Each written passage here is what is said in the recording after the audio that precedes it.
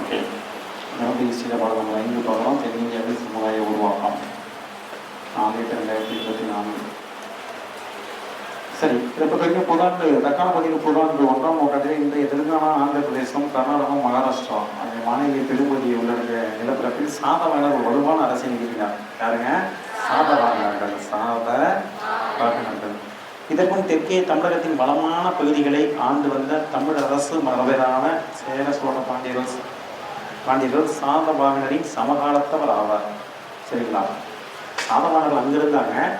தமிழகத்தில் யார் இருந்தாங்க? சேரர்கள், சோழர்கள், பாண்டியர்கள். சேரர்கள், சோழர்கள், பாண்டியர்கள்.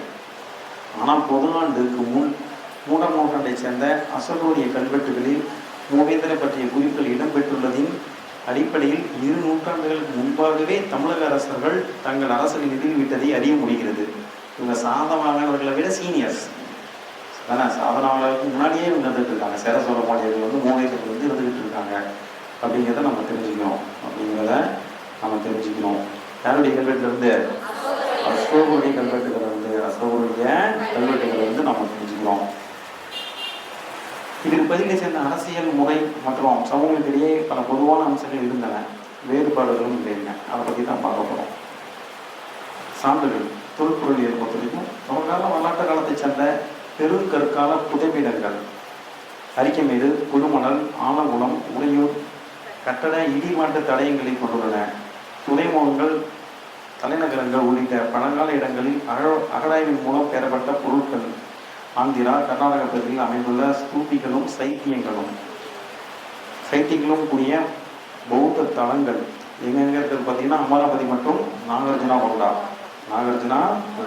சரிங்களா? ரெண்டாவது பார்த்தீங்கன்னா ஸ்தூபிகள்னு போட்டுருக்காங்க. கட்டத்துக்குள்ள பார்த்தீங்கன்னா ஸ்தூபிகள். ஸ்தூபி என்பது புதை வீடுகளின் மேல் களிமண்ணால் கட்டப்பட்டதாகும். எதாவது கட்டப்பட்டது? களிமண்ணால் கட்டப்பட்டது. எக்ஸாம்பிள் எதாவது கட்டப்பட்டது கேட்பாங்க. களிமண்ணால் கட்டப்பட்டதாகும். இறந்தோரை எரித்த சாம்பல் இங்கு வைக்கப்படும். தொடக்கத்தில் புத்தரின் அஸ்தி 8 ஸ்தூபிகளில் வைக்கப்பட்டன. இவ்வாறு பௌத்தத்தின் புனித கட்டடக்கலை தோற்றம் பெற்றது. அரைகோள வடிவம் உள்ள ஸ்தூபி பேரண்டத்தை குறிக்கிறது. எக்ஸாம்பிள் கேட்பாங்க, அரைகோள வடிவம் வந்து எதை குறிக்கிறதுன்னு கேட்பாங்க. எதை குறிக்கிறது? பேரண்டத்தை குறிக்குது, அமைதியை குறிக்குது அப்படின்னா ஆப்ஷன்ஸ் கொடுப்பாங்க. அத்துடன் புத்தர் ஆன்மீக உலகின் பேரரசர் என்பதையும் குறிக்கிறது. அப்போ புத்தர் தான் ஆன்மீக உலகின் பேரரசர். ஒரு பாயிண்ட். ரெண்டாவது பாயிண்ட் பார்த்தீங்கன்னா பேரண்டத்தை குறிக்கிறது. ஸ்தூபிகளை சுற்றி அமைக்கப்பட்டுள்ள சுற்றுவட்ட பாதையில் பக்தர்கள் வலம் வருவர். இந்த நாணய சான்றுகள். நாணயத்தை பொறுத்த வரைக்கும் ஆந்திரா, கர்நாடகா பகுதிகளில் சாதவாகனர் மற்றும் அவர்களுக்கு முந்தைய குறுநில மன்னர் வெளியிட்ட நாணயங்கள். சாதவாகனர்கள் அதுக்கு முன்னாடி இருக்கிறவங்க வெளியிட்ட நாணயங்கள். சங்கால சேர சோழ பாண்டிய அரசர்களும் வேலியரும் வெளியிட்ட நாணயங்கள். தங்கம், வெள்ளி, தாமிரத்தாலான ரோம நாணயங்கள். ரோம நாணயங்களும் வந்து கிடைச்ச சான்றுகளாக இருக்குது. கல்வெட்டுகளை பொறுத்த வரைக்கும் ஆந்திரா, கர்நாடக பகுதியில் காணப்படும் பிராகிருத மொழியில் குறிக்கப்பட்ட அசோகரின் கல்வெட்டு. இதுதான் எக்ஸாம்பிள் கேட்பாங்க. எந்த மொழியில் குறிக்கப்பட்ட கல்வெட்டுன்னு கேட்பாங்க. எந்த மொழி? பிராகிருத மொழி. வெரி இம்பார்ட்டன்ட் போட்டுருங்க. Very important. சரிங்களா? தமிழக கேரள பகுதிகளில் காணப்படும் தமிழ் பிராமி கல்வெட்டுகள்.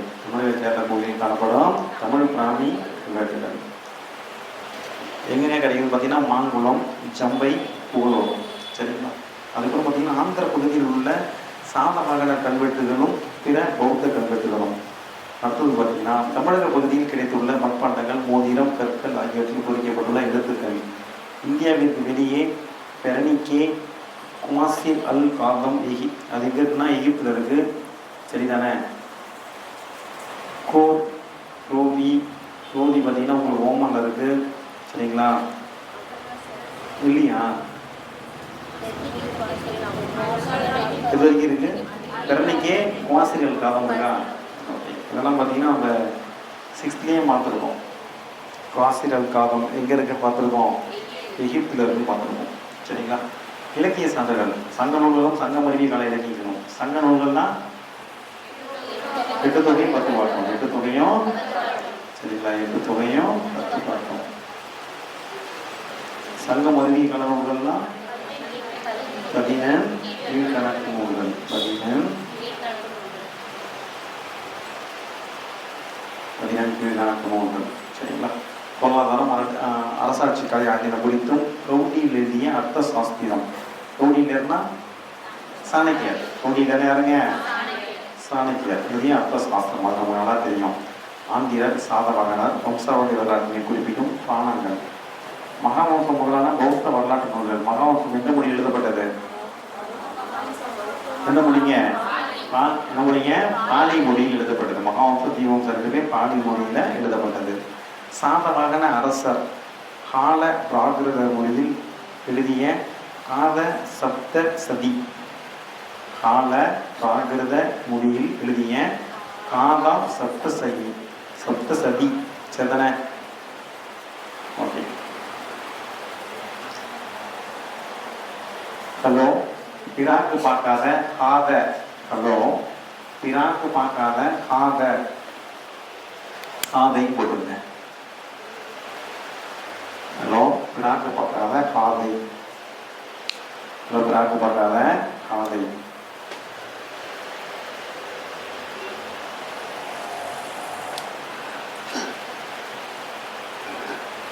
ஹலோ, பிராக்கு பார்க்காத காதை. சிந்தனை ஹலோவா இருந்தாலும் கால பிராகிருத. பிராக்குனா ஹலோ, பிராக்க அப்படின்னா கால பிராகிருத தான் அர்த்தம். காதைனா காத சப்த சதி. சிந்தனை தமிழ் செவ்விலக்கியல் செவ்வியல் இலக்கியம். தமிழ் செவ்வியல் இலக்கியம். தமிழ் செவ்வியல் இலக்கியம் தொகுப்பானது தொகுப்பையும் வெட்டு தொகை பத்து பட்டாயை வெட்டி கொண்டுள்ளது. வேகமாக படிச்சனா உங்களுக்கு நல்லா தெரியுதுன்னு அர்த்தம். தமிழின் மிக பழமையான இலக்கண நூலான தொல்காப்பியம் கவிதையியலை பற்றி மட்டும் பேசவில்லை. எதை பற்றி மட்டும் பேசவில்லை? கவிதையியலை பற்றி மட்டும் பேசவில்லை. சரிதானே? அக்காலத்து சமூக பண்பாட்டையும் பேசுகிறது. அதாவது சும்மா எப்படி புக்கு இருக்கணும், புக்கு எப்படி எழுதணும் அதை மட்டும் பேசல. மக்கள் எப்படி வாழ்ந்தாங்க அந்த பண்பாட்டையும் பேசுறது. இலக்கண நூல்னா எத்தனை வரி இருக்கணும், எப்படி பணவரி இருக்கணும் அதை மட்டும் பேசல. சரிங்களா? மக்களுடைய வாழ்வியலையும் கூறுகிறது. மக்களுடைய வாழ்வியலையும் கூறுகிறது. சங்க பதிப்பை காலத்தை சேர்ந்த 18 கீழ்கணக்கு நூல்களும் ஐம்பெரும் காப்பியங்களும் பொதுவாக அந்த 4ஆம் நூற்றாண்டு முதல் 6ஆம் நூற்றாண்டு வரை இதற்கு அடுத்த கால சமூக பண்பாட்டு சூழலை சார்ந்ததாகும். சரிதானா? வெளிநாட்டோட குறிப்புகள். கீழ்காணும் கிரேக்க லத்தீன் சான்றுகள் தொலைதூர வணிகம் பண்பாட்டு தொடர்புகள் குறித்த செய்திகளை தெரிவிக்கின்றன. இது சார் இந்த குறிப்பு போடுங்க. இந்த 3 வரிய அது படிக்க தேவையில்லை. புதுநாட்டு 1ஆம் நூற்றாண்டைச் சேர்ந்த தொன்மையான கிரேக்க நூலான எரித்திரிய கடலின் பெரிப்ளஸ். ஏற்கனவே படிச்சிருக்கோம். எரித்திரிய கடலின் இது வந்து பார்த்தீங்கன்னா இந்த பெயரே வந்து தமிழ்ல இருந்தும் போயிருக்கு. சரிங்களா? அது பார்த்தீங்கன்னா புதுநாட்டு 1ஆம் நூற்றாண்டில் மூத்த பிரிணி எழுதிய இயற்கை வரலாறு. இது அடிக்கடி எக்ஸாமில் கேட்டது. இயற்கை வரலாறு நேச்சுரல் ஹிஸ்ட்ரி நூலின் ஆசிரியர் யாருங்க? பிளினி, மூத்த பிளினி. சரிதானே? அப்படி பார்த்தீங்கன்னா புதுநாட்டு 2ஆம் நூற்றாண்டில் தாளம் எழுதிய ஜியோகிராஃபி. தாளம் எழுதியது எதுங்க? ஜியோகிராஃபி. இது வந்து நம்ம சோசியல் சயின்ஸ்லையும் படிச்சிருக்கோம். சரிதானே? சரி, அதாவது ஜாகிரபியும் படிச்சிருக்கோம். ரோமானியரின் வரைபடமான பீட்டஞ்செரியன் அட்டவணை. சரிதானே? ரோமானியருடைய அட்டவணை. சரிங்களா? அதெல்லாம் பார்த்து வச்சுக்கோங்க. யாருடையது? பீட்டஞ்செரியன் வந்து யாருடையதுன்னு கேட்பாங்க. சரிங்களா? ரோமில் பீட்ரூட் இருக்கு. இல்லை ரூமில் பீட்ரூட் இருக்கு. ரூமில் பீட்ரூட் இருக்கு. ரூம்லனா ரோம், பீட்ரூட்னா சரிங்களா? பியூட்டேரியன். சரிதானே? அது பாருங்க. மௌரியர் கால தென்னிந்தியா. மௌரியர் கால தென்னிந்தியா. அசோகருடைய கல்வெட்டுகளே புதுநாட்டுக்கு முன் 270 முதல் 230 வரை தென்னிந்தியாவின் அரசியல் நிலை குறித்த 270 முதல் 30 வரை தென்னிந்தியாவின் அரசியல் நிலை குறித்த முதல் சித்திரத்தை வழங்குகிறது. அசோகரின் 2ஆம் பாறை கல்வெட்டில் மௌரிய அரசியலில் எல்லைக்கு அப்பால் அமைந்த அண்டை அரசுகளான தமிழகத்தில் ஆட்சி புரிந்த அரசு மரபுகளான சோழர், பாண்டியர், கேரள புத்திரர், சத்திய புத்திரர் ஆகியோரை குறிப்பிடுகின்றார். அப்பகுதிகளில் அசோகர் மனிதர்களுக்கும் விலங்குகளுக்குமான இருவகைப்பட்ட மருத்துவ வசதிகள் செய்து கொடுத்தார் என சொல்லப்படுகிறது. இது எத்தனாவது கல்வெட்டுன்னு கேட்பாங்க. எத்தனாம் கல்வெட்டு? 2ஆம் பாறை கல்வெட்டு. சேர சோழ பாண்டியர் பற்றி சொல்லக்கூடிய கல்வெட்டு எத்தனாம் கல்வெட்டு? அதுக்கு நேரம் வெரி இம்பார்ட்டன் போடுங்க. சரிங்களா? நம்ம என்னென்ன கேள்விலாம் இங்கே கேட்கலாம் அப்படின்னா, அசோகருடைய அந்த ஆந்திரா கர்நாடக பகுதியில் காணப்படும் எந்த மொழியில் வந்து அசோகரிய கல்வெட்டுகள் காணப்பட்டதுன்னு கேட்கலாம். ஒன்று பிராக் இருக்கும். சரிங்களா? அப்புறம் பார்த்தீங்கன்னா உங்களுக்கு அந்த எரித்திரிய கடலின் பெரிப்ளஸ், தாலமியோடைய ஜியோகிராஃபி, ரோமானியனுடைய கியூப் என்ஜினியர். சரிங்களா? இதெல்லாம் கேட்கலாம். இதை தாண்டி கேட்கணும்னா இரண்டாம் பாறை கல்வெட்டு கேட்கலாம். என்ன கேட்கலாம்? இரண்டாம் பாறை கல்வெட்டு கேட்கலாம். அக்காலத்தில் மௌரிய பேரரசு கர்நாடகா ஆந்திராவின் வடப்பகுதிகளையும் கொண்டிருந்தது. தமிழக அரசுகள் சுதந்திரமான அடையாளத்தை குறிப்பிடப்பட்டுள்ளன. அவங்க ஆந்திரா கர்நாடகாவில் அதோட வடப்பகுதியெல்லாம் பிடிச்சிருக்காங்க. ஆனால் அசோகருடைய கட்டுப்பாட்டில் தமிழகம் இல்லை, தமிழகம் இல்லை. சரிதானே? அதுதான் பக்கத்து நாடுகள், அண்டை நாடுகள்னு சொல்கிறாங்க. அதனால நம்ம என்ன தெரிஞ்சுக்கலாம், அசோகருடைய ஆட்சிக்கு கீழ் நம்ம தமிழ்நாடுலாம் இல்லை அப்படின்னு தெரிஞ்சுக்கலாம். அடுத்து பார்த்தீங்கன்னா மௌரிய பேரரசின் வீழ்ச்சிக்கு பின்னரும் சாதவாகனர் எழுச்சிக்கு முன்னரும் பல சிற்றரசுகள் தோன்றியுள்ளனர். அவற்றின் அரசர்களை பற்றி போதுமான செய்திகள் கிடைக்கவில்லை. எனினும் அவர்கள் வெளியிட்ட நாணயங்கள் அவர்கள் சிறு பகுதிகளை ஆண்டு வந்த குறுல மண்டல் என்பதை தெரிவிக்கின்றனர். சரிங்களா? பெருசாக செய்தி எதுவும் கிடையாது. சாதவாகனர்கள் உங்களுக்கு மௌரியருக்கு அப்புறம் சாதவாகனர்கள் தான் பெரிய அரசு. இடையில சில பேர் வராங்க, அவங்களை பற்றி இந்த விவரம் தெரியல, எக்ஸாமுக்கு வராது. கட்டத்தில் பார்த்தீங்கன்னா உங்களுக்கு 8 தொழில் 10 பாட்டுலாம் இருக்கு. 8 தொழில் 10 பாட்டு ஏறத்தால 2400 பாடல்கள் கொண்ட இலக்கிய கௌரவமாகும். எத்தனை பாடல்கள் இருக்கு? 2400 பாடல்கள். 2000 மொத்தம் எத்தனை வரிகள் சங்காளிக்கிறத? 26,000 சரிங்களா? இதை மக்கள் இலக்கியம்னு சொல்லலாம், சங்க இலக்கியத்தை என்னான்னு சொல்லலாம் அப்படின்னு தமிழில் கொடுத்துருப்பாங்க. 2400 பாடல் இருக்கு. சரிதானே? இதெல்லாம் நமக்கு தெரியும். 3 முதல் 800 அடி அளவு கொண்ட பாடல்கள் பாணர்களாலும் புலவர்களாலும் மீட்டப்பட்டவை. குறைந்தபட்சம் 3 அடி இருக்கும். சரிதானே? அதிகபட்சம் பார்த்தீங்கன்னா 800 அடி. ஒரே பாட்டு 800 வரைக்கும். சரிதானே? உங்களுக்கு எடுத்த நூல்கள்லாம் தெரியும், 10 பாட்டு தெரியும். அதுபோல் சங்கம் அறிவியல் நூல்களை பற்றி உங்களுக்கு தெரியும். அதனால நான் ஸ்கிப் பண்ணுறேன். சங்ககால பெண்பால் புலவர்கள் சங்க பாடல்களை தொகுப்பித்து பங்களித்த 450க்கும் மேற்பட்ட புலவர்களில் 30 பெண்பால் புலவரும் அடங்குவார். கிட்டத்தட்ட சங்க இலக்கியத்தை பொறுத்த வரைக்கும் 450 பேர் எழுதியிருக்காங்க. 450 பேர். அதில் பார்த்தீங்கன்னா 30 பேர் பெண்கள், 30 பேர் பார்த்தீங்கன்னா பெண்கள். அவர்களில் சில பேரை கொடுத்துருக்காங்க. அம்மையார், அல்லூர், நன்முல்லையார், காக்கைப்பாடினியார், காவற்திங்கு, நெல்வெளியார், ஒக்கூர் மாசாத்தியார், ஆதிமகளிர். இதெல்லாம் முக்கியமானவங்க. சொல்கிறேன். சாதவாகனர் ஆட்சியின் கீழ் தென்னிந்தியா. சாதவாகனர் ஆட்சியின் கீழ் தென்னிந்தியா. சாதவாகனர் புதாண்டுக்கு 1ஆம் நூற்றாண்டில் தக்கான பகுதியில் தோன்றினர். இந்த பகுதியில் தோன்றினார்கள், தக்கான பகுதியில் தோன்றினர். மகாராஷ்டிரா, கர்நாடகா, மத்திய பிரதேசம் ஆகிய மாநிலங்களைச் சேர்ந்த ஒரு சில பகுதிகளை அவர்கள் ஆண்டனர். அண்மைக்கால தொழில் ஆய்வுகளின்படி தெலுங்கானா பகுதியில் ஆட்சியை தொடங்கிய சாதவாகனர் மகாராஷ்டிர பகுதிகளுக்கு நகர்ந்து கோதாவரி நதி தீரத்தில் பிரதிஸ்தான் மகாராஷ்டிராவில் பைத்தன் என்னும் நகரை தலைநகராக கொண்டு ஆட்சி புரிந்தனர். சரிதானே? அவங்க ஆரம்பிச்சது பார்த்தீங்கன்னா தெலுங்கானா பகுதியில் ஆரம்பிச்சுட்டாங்க.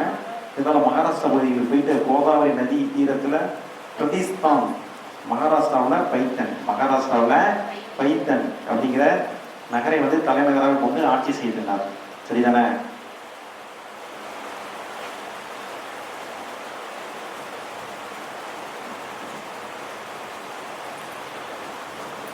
ஓகே.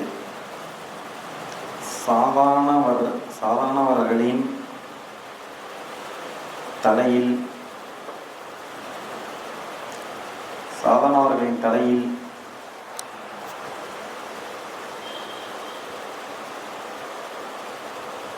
பிரதி. சாதாரணவர்களின் தலையில் பிரதி.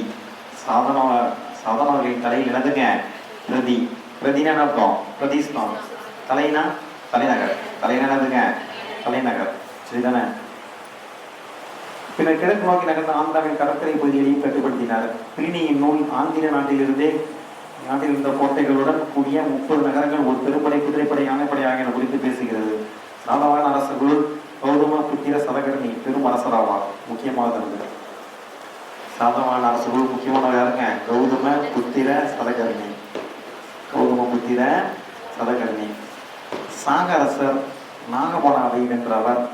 நாகபானாவின் நாணயங்களை தன் அரச முத்திரையோடு மீண்டும் வெளியிட்டார். சாக அரசர் நாகபானாவை வெற்றி கொண்டார். கௌதம புத்திர சதகர்ணி. சாதவாகன அரசர்கள் சிறந்தவர் யாருங்க? கௌதம புத்திர 10th ஏற்கனவே இவங்களை பற்றிலாம் படிச்சிருப்போம்.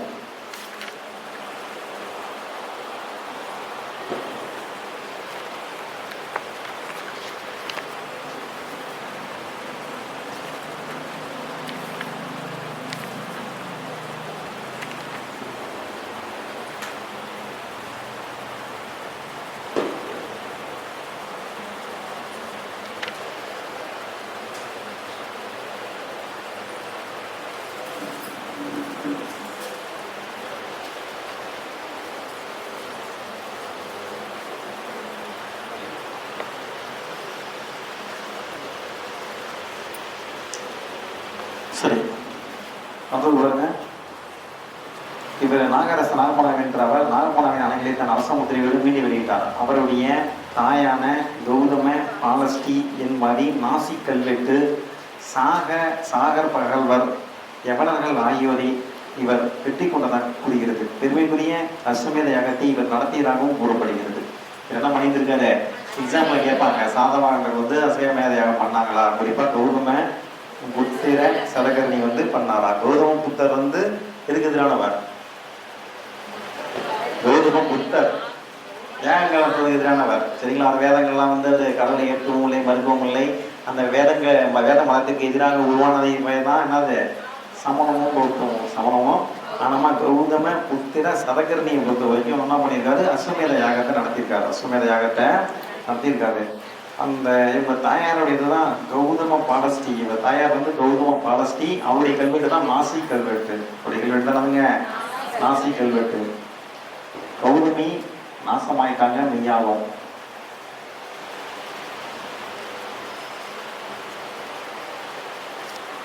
ஏன்னா சாதாரணமாக கௌதமி நாசமாயிட்டாங்க.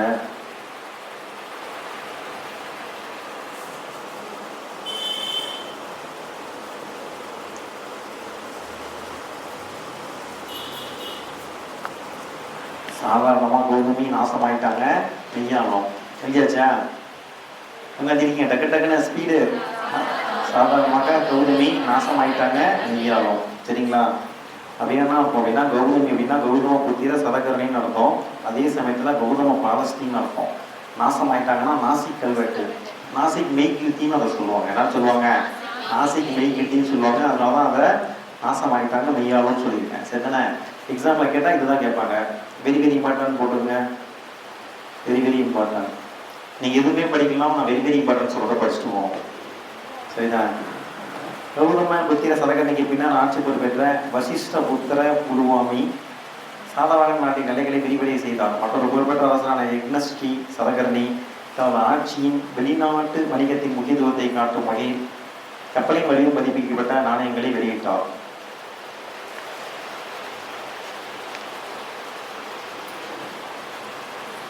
சரிங்களா?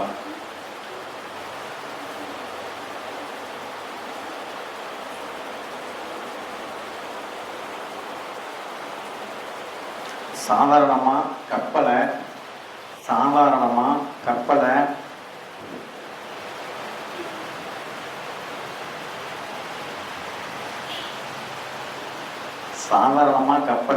எக்கிடுவேன் எக்கி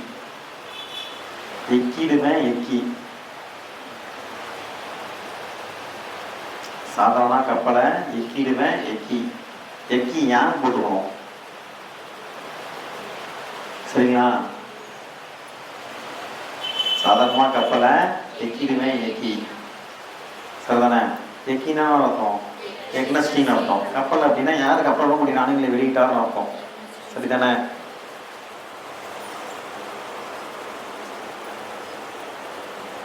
அடுத்ததுங்க, சாதாரணமா எல்லையை விரிவுபடுத்த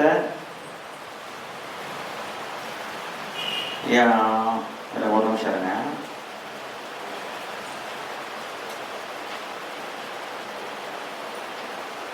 சாதாரணமாக எல்லையை விரிவுபடுத்த முடியாது. சாதாரணமாக எல்லையை விரிவுபடுத்த முடியாது. வசியம் பண்ணி தான் விரிவுபடுத்தணும்.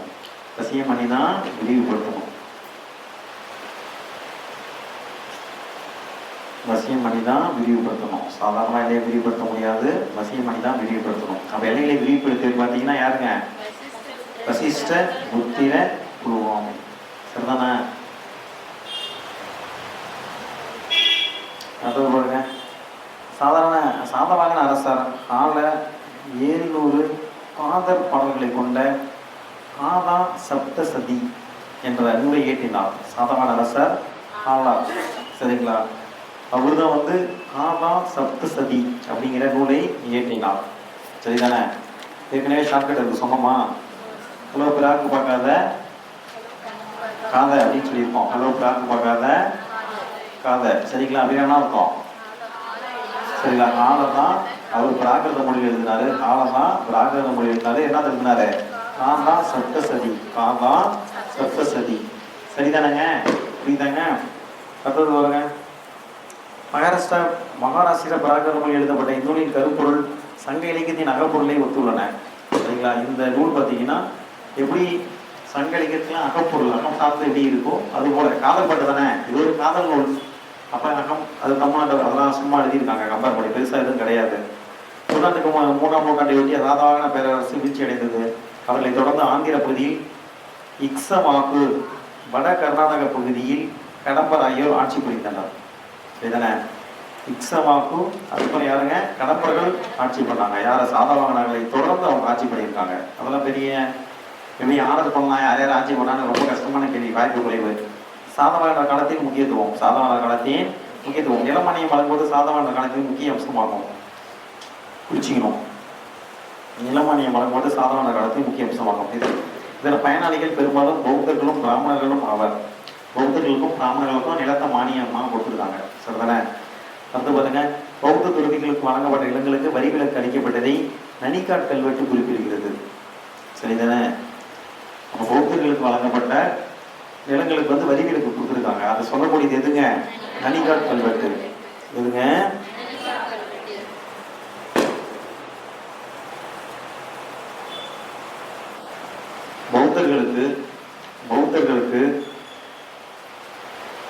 பௌத்தர்களுக்கு நிலமானியம் கொடுத்ததை பௌத்த துறவிகளுக்கு போட்டுங்க. பௌத்த துறவிகளுக்கு நிலமானியம் கொடுத்ததை பௌத்த துறவிகளுக்கு நிலமானியம் கொடுத்ததை நினைக்காத கல்மனம்.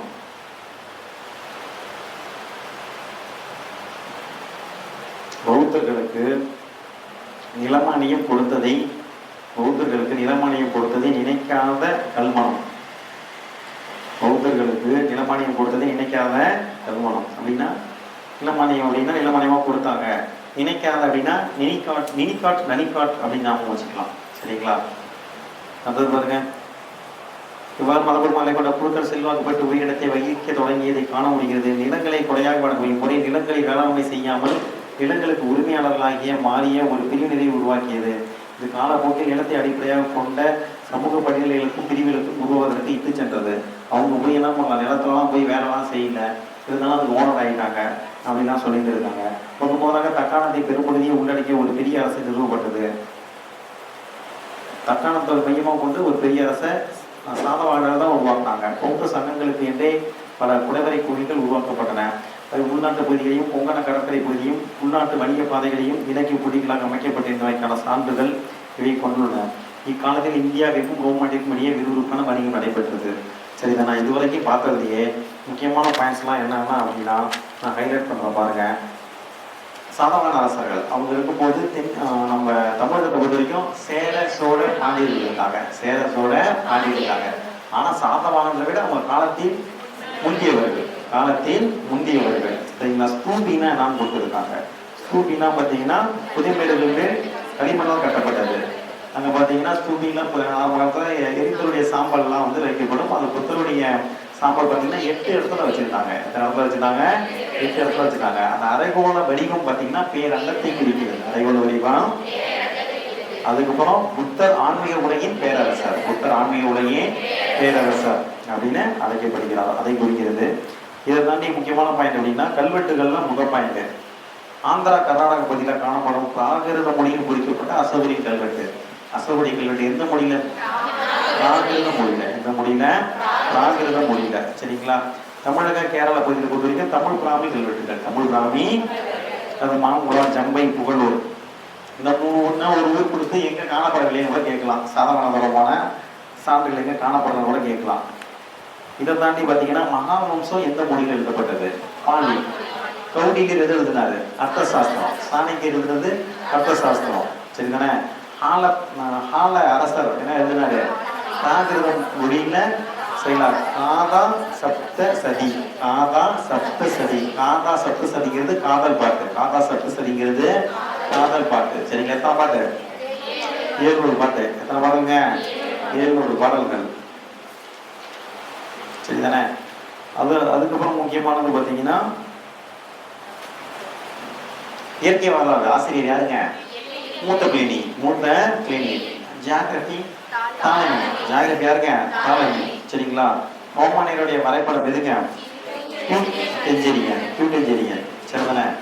வேற பார்த்தீங்கன்னா தென்னிந்தியாவில் அரசியல் நிலை குறித்து சொல்லக்கூடிய அசோகரி கல்வெட்டு 2வது கல்வெட்டு.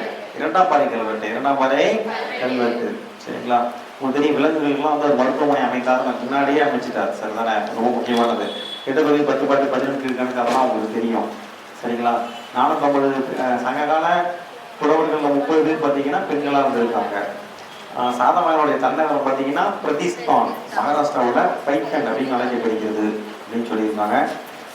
சாதவான அரசர்களை சிறந்தவர் யாருன்னா கௌதமபுத்திர சதகர்ணி. அவங்க தான் பெரும் அரசர். அவங்களுடைய தாயார் அவங்க பார்த்தீங்கன்னா கௌதம பாலஸ்டி. அவங்க என்ன கல்வெட்டு சொல்லிட்டாங்கன்னா நாசி கல்வெட்டு. என்ன கல்வெட்டுங்க? நாசி கல்வெட்டு. சரிங்களா? சாதாவுடைய எல்லையை விரிவுபடுத்தியவர் யாருன்னு பார்த்தீங்கன்னா வசிஷ்ட புத்திர குழுவாமி. அட் த சேம் டைம் பார்த்தீங்கன்னா யார் கப்பல்களும் கூடிய நாணயங்களை வெளியிட்டாருன்னா சாதவானர்ல எக்னஸ்டி. யாருங்க? எக்னஸ்டி. சரிதானே? அதுக்கப்புறம் சாதவானர்களுக்கு அப்புறம் யாரெல்லாம் ஆட்சி செஞ்சாங்கன்னா இக்ஷவாகுவும் கடம்பரும். அவங்க இளமானியம் கொடுத்தாங்க. யாருக்கு இளமானியம் கொடுத்தாங்க? பிராமணர்களுக்கும் பௌத்த துறவிகளுக்கும். சரிங்களா? அந்த அப்படின்னு சொல்லக்கூடிய கல்வெட்டு எதுங்க? நனிகாட் கல்வெட்டு. என்ன கல்வெட்டுங்க? நனிகாட் கல்வெட்டு. அசோகருடைய 2ஆம் பாறை கல்வெட்டு அசோகருடைய 2ஆம் பாறை கல்வெட்டு நீங்க சொல்லுமா? நீளமா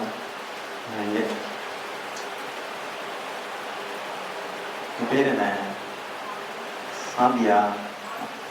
சாந்தினி. சொல்லுங்க சாமி. அசோகர் 2ஆம் பாறை கல்வெட்டு தான் தென்னிந்தியாவில் நிலவிய சரிங்க அரசுகள் பற்றி சொல்லக்கூடியது. சேர சோழ பாண்டியர்கள் எல்லாம் இருந்தாங்க அப்படின்னு சொல்லக்கூடியது. இதுதானே?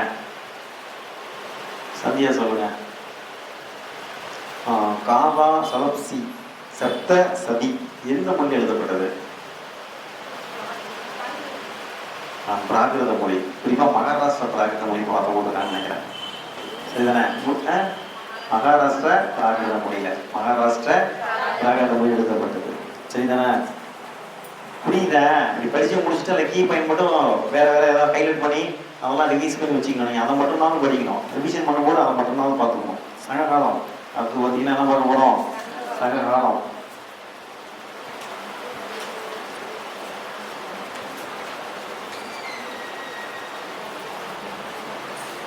இந்த இப்போ நான் சொன்ன தகவல்லாம் 6வது புக்லேயே இருக்குது. சரிங்களா? சாதாரண பற்றி குறிப்புகள் பார்த்தீங்கன்னா 6வது புக்கில் எந்த அளவுக்கு கொடுத்துருக்காங்களோ அந்த அளவுக்கு தான் 11வது புக்லேயும் கொடுத்துருக்காங்க. சங்ககாலம் இது நம்ம ஏரியா. சொல்லுதானே?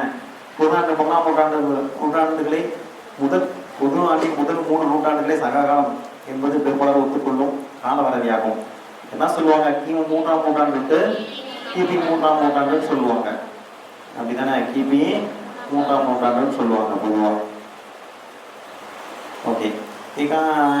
இக்காலம் பற்றிய செய்திகள் அனைத்தும் சங்க இலக்கியத்திலிருந்தே பெறப்படுகின்றன. இலக்கிய சான்றுகள் தவிர தெளிவான கல்வெட்டு சான்றுகளும் தொல்பொருளியல் சான்றுகளும் கிடைக்கப்பெறுவதால் இக்காலகட்டம் ஓரிரு நூற்றாண்டுகளுக்கு முன்பாகவே தொடங்குகிறது என கூறலாம். ஆகவே இக்காலகட்டத்தை தொடக்க வரலாற்று காலம் என அழைப்பதை பொருத்தமாகும். தொடக்க வரலாற்று காலம். சரிங்களா? கிமு 3ஆம் நூற்றாண்டு கிபி 3ஆம் நூற்றாண்டு வரை. இதெல்லாம் எக்ஸாம் கேட்க மாட்டாங்க. சரிதானே? இந்த பாராக வராது. இந்த புதாண்டுக்கு முன்னாடி 3ஆம் நூற்றாண்டிலேயே தமிழகத்தின் 3 அரச மரபுகள் குறித்து அசோகர் அறிந்திருந்தாலும் பொதுநாட்டு 1ஆம் நூற்றாண்டு மற்றும் அதற்கு பின் வந்த காலத்தைச் சேர்ந்த சங்க இலக்கியத்தின் மூலமே அவ்வரசர்களின் பெயர்களை அறிந்து கொள்ள முடிகிறது. சரிதானே? அசோகருடைய கல்வெட்டுல வந்து சேர சோழ பாண்டியர்கள்லாம் ஆட்சி பண்ணாங்க அப்படின்னு சொல்லியிருக்காங்க. அந்த சேர யார், அவன் பேர் என்ன, சோழர் பேர் என்ன, பாண்டியன் பேர் என்ன, அதை பற்றி குறிப்பு நமக்கு எதுவும் கிடைக்கல. ஆனால் சங்கலிக்கு தான் கிடைக்குது. மூவேந்திரன் அறியப்பட்ட மணிமூடி சூடிய அரசர்களான சேர சோழ பாண்டியர் பெரும்பாலான வேளாண் நிலங்களையும் வணிக பெருவழிகளையும் நகரங்களையும் தங்கள் கட்டுப்பாட்டில் வைத்திருந்தனர். அசோக கல்வெட்டுகளில் மேற்சொல்லப்பட்ட மூவேந்தரோடு இடம்பெற்றுள்ள சத்தியபுத்திரனா அதியமான் குரூப் ஒரு கொஸ்டினா வாழ்க வளமுடன்.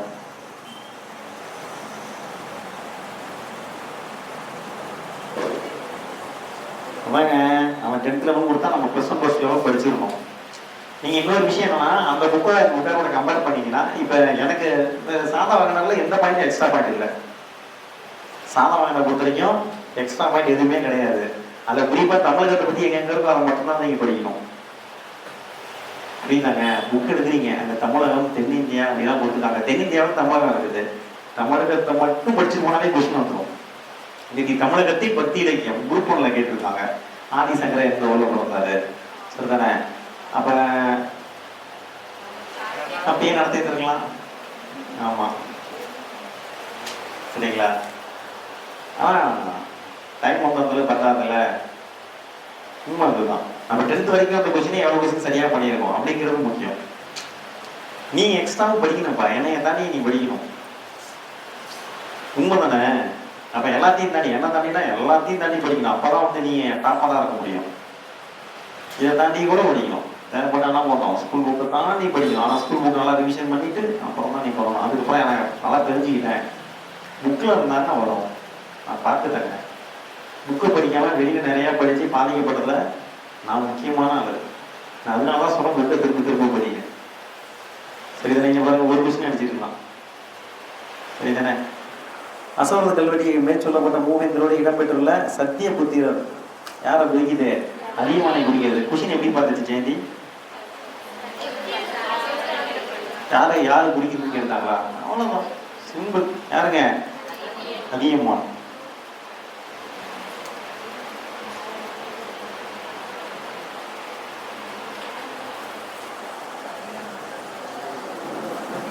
சரி, ஷார்ட்கட் போடுங்க. அசோகருடன்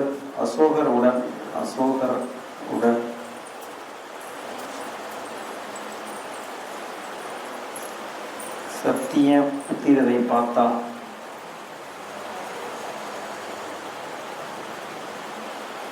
அசோகருடன் சத்திய புத்திரரை பார்த்தா அதிசயம்தான்.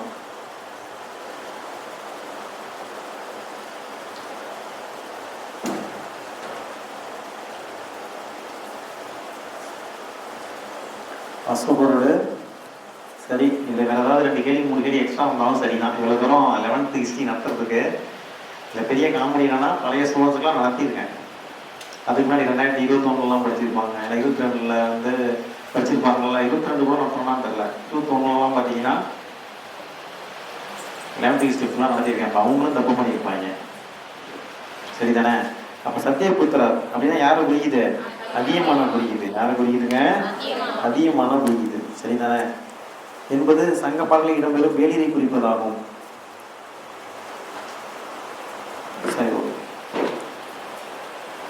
சோழர் தமிழகத்தின் மத்திய வடபகுதிகளை தங்கள் கட்டுப்பாட்டின் கீழ் கொண்டிருந்தனர். மத்திய பகுதி மற்றும் வடபகுதி அவர்களது ஆட்சியின் மையமாக இருந்த பகுதி காவிரி ஆற்றின் கழிமுக பகுதியாகும். சரிங்களா? இது பின்னர் சோழ மண்டலம் என்று அழைக்கப்பட்டது.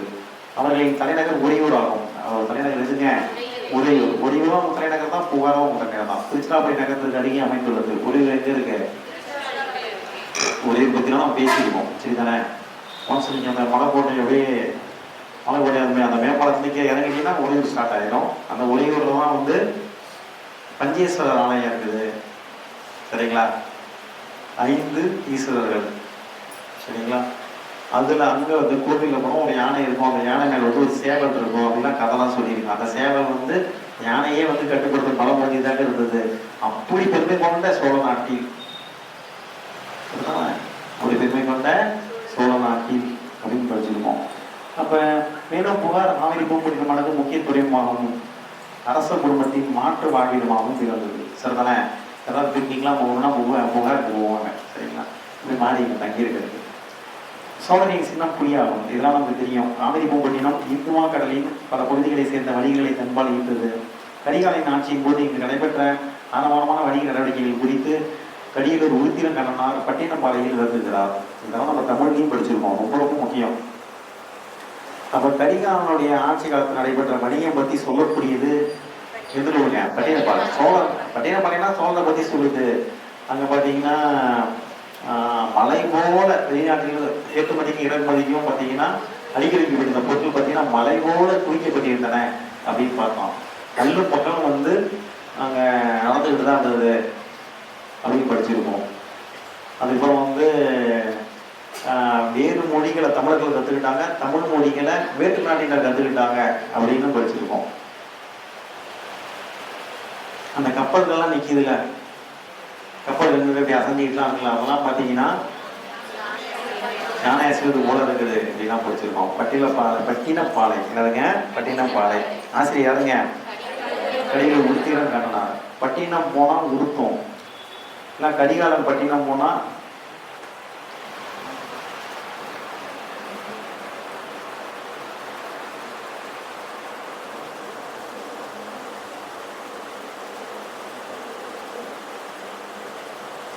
கரிகாலனுக்கு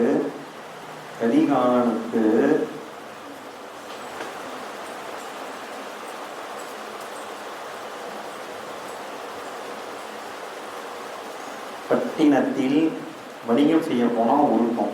வணிகம் செய்ய போனா உருட்டும்.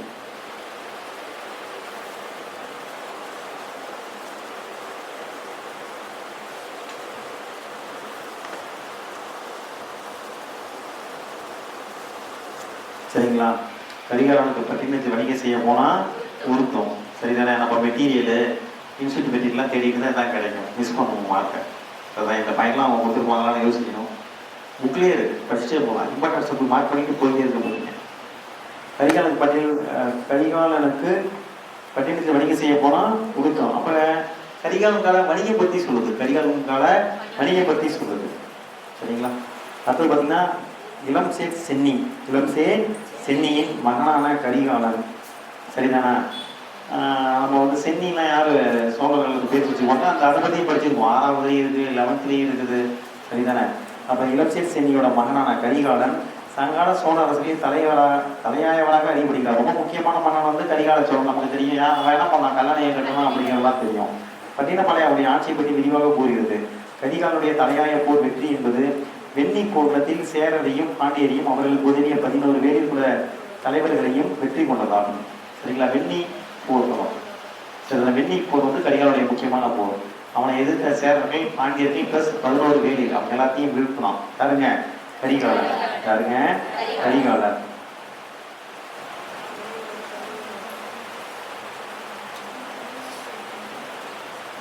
சரிங்களா?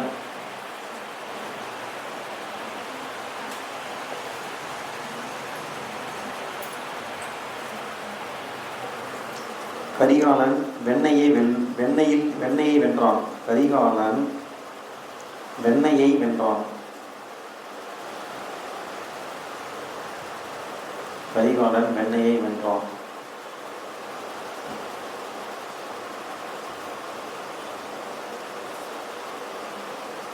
கரிகாலன் என்ன பண்ணா? வெண்ணையை வென்றான். சரிதானே? அப்ப வெண்ணைனா வெண்ணி போர்க்களத்தில் வென்றான்னு அர்த்தம். என்ன அர்த்தம்? வெண்ணி போர்க்களத்தில் வென்றான்னு அர்த்தம். சரிங்களா? இளம் கரிகாலன் அப்படின்னு ஒரு ஷார்ட்கட் போட்டுருங்க. இளம் கரிகாலன். இளம் கரிகாலனின் மகன். இளம் கரிகாலனின் மகன். நீங்க புக்கில் கிடையாதவனா ஷார்ட்கட்டா மாத்திக்கிட்டு திரும்ப வாசிச்சா போதும். நீங்க வேற எதுவுமே படிக்க வேணாம். ஸ்கூல் புக் மட்டும் தரமா படிச்சுட்டு எக்ஸாம் போயிருந்தீங்கன்னா பாஸ் ஆகிட்டு வந்துடலாம். சரிதான்? இளம் கரிகாலனின் மகன். இளம் கரிகாலனின் மகன் அப்படின்னு ஷார்ட்கட் சொல்லியிருக்கோம். இளம்னா இளம் சேட் சென்னி. இளம் சேட் சென்னி. மகன்னா மகன் தான். கரிகாலனின் மகன்னா அவனுடைய மகன் தான் இவன். சரிதானே? நாம வச்சுக்கணும். வேற என்ன இருக்கு? காட்டை வெட்டி நாடா கேட்டதற்காகவும், குளம் வெட்டி வளம் வைத்ததற்காகவும், காவிரி அணை கட்டி வாய்க்கால் வெட்டி நீர்ப்பாசனம் ஏற்படுத்திக் கொண்டதன் மூலமாக வேளாண்மையை வளர செய்தார் என்பதற்காகவும் இவர் போற்றப்படுகிறார். பெருமைக்கிள்ளி எனும் பெயருடைய மற்றொரு அரசர் வேத வேள்வியான ராஜசூய யாகத்தை நடத்தியுள்ளார். ராஜசூய யாகம், சரிதானே? குறிச்சிக்கணும். இங்க கிள்ளின்னு இருக்கு பாருங்க, என்ன வந்துருக்குங்க? கிள்ளின்னு வந்துருக்கு. அப்புறம் கிள்ளினா வந்தா சோழன், கிள்ளினா வந்தா என்னதுங்க? சோழன், சரிதானே? ராஜசூய யாகம், ராஜசூய யாகம். ஓல்டு கொஸ்டின் பேப்பர் தான் ரெஃபர் பண்ணுங்க. படிக்க முடியலன்னா கொஸ்டின் பேப்பர் எடுத்து பார்த்துருங்க. படிக்க முடியல என்ன பண்ணுங்க, கொஸ்டின் பேப்பர் எடுத்து பாருங்க. அதில் ஆன்சர் எப்படி இருப்பாங்க பாருங்க. அந்த ஆன்சர் எங்க இருக்குன்னு தேடுங்க. சரிங்களா? எல்லா நேரத்தையும் படிக்க முடியாது. மனசுல போய் ஒரு மாதிரி இருந்ததுன்னா கொஸ்டின் பேப்பர் எடுத்து பாருங்க. அது ஆன்சர் அப்புறமா பார்த்துக்கலாம், அப்புறமா தான் பாஸ் ஆக முடியும். ராஜசூய யாகத்தை பண்ணாங்க. அஸ்வமேத யாகத்தை நிறைய பேர் பண்ணியிருக்காங்க. சரிங்களா? அதில் பார்த்தீங்கன்னா ரீசெண்டாக சாதவாகனர்ல கௌதம புத்திர சதைகளை பண்ணியிருக்காங்க. சரிங்களா? அப்போ ராஜசூய யாகத்தை பண்ணியிருக்காங்க. கரிகாலனின் மனைவியை தொடர்ந்து உரிமை மற்றும் புகார் அரச குடும்பத்திலேயே வாரிசுரிமை தொடர்பான மோதல் ஏற்பட்டிருக்கிறது அப்படின்னு தான் சொல்லியிருக்காங்க. அடுத்து சேரர்கள். அடுத்து பார்த்தீங்கன்னா சேரர்கள் மத்திய வடக்கு கேரள பகுதியும் தமிழ்நாட்டின் கொங்கு பகுதியையும் ஆட்சி செய்தனர். வஞ்சி அவர்களை தலைவரமாகும். மேலை கடற்கரை தொழிலுமான முசிறியும் தொண்டியும் அவர்களது கட்டுப்பாட்டில் இருந்தது. நமக்கு தெரியும் முசிறி தொண்டி தான் நல்லாவே தெரியும். வஞ்சி இன்றைய தமிழகத்தின் கரூர் என்று அடையாளம் காணப்படுகிறது. இதுவும் நமக்கு தெரியும். வஞ்சியை பொறுத்த வரைக்கும் நம்ம கரூர்னு சொல்றோம், சரிதானே? இல்லை கேரளா பக்கத்தில் கூட சொல்றோம். அதே சமயத்தில் அறிஞர்கள் கேரளத்தில் உள்ள திருவஞ்சை களம் என்ற ஊரே வஞ்சி என்று அடையாளம் காண்கின்றனர். சரிதானே? திருவஞ்சை களம்னு சொல்றாங்க, கரூர்னு சொல்றாங்க, சரிதானே? அந்த சைடு எக்ஸ்பிரஸ் போவோம். அந்த எக்ஸ்பிரஸ் பேர் சேரன் எக்ஸ்பிரஸ், சரிதானே? கரூர் சைட்லாம் தாண்டி போவோம், சரிதானே? அப்ப எக்ஸ்பிரஸ் ஏதாவது பேர்லாம் அப்படிதான் வைப்பாங்க, சரிதானே? வந்து பாருங்க, வைகைனா மதுரைக்கு போவோம், சரிதானே? பொதிகைனா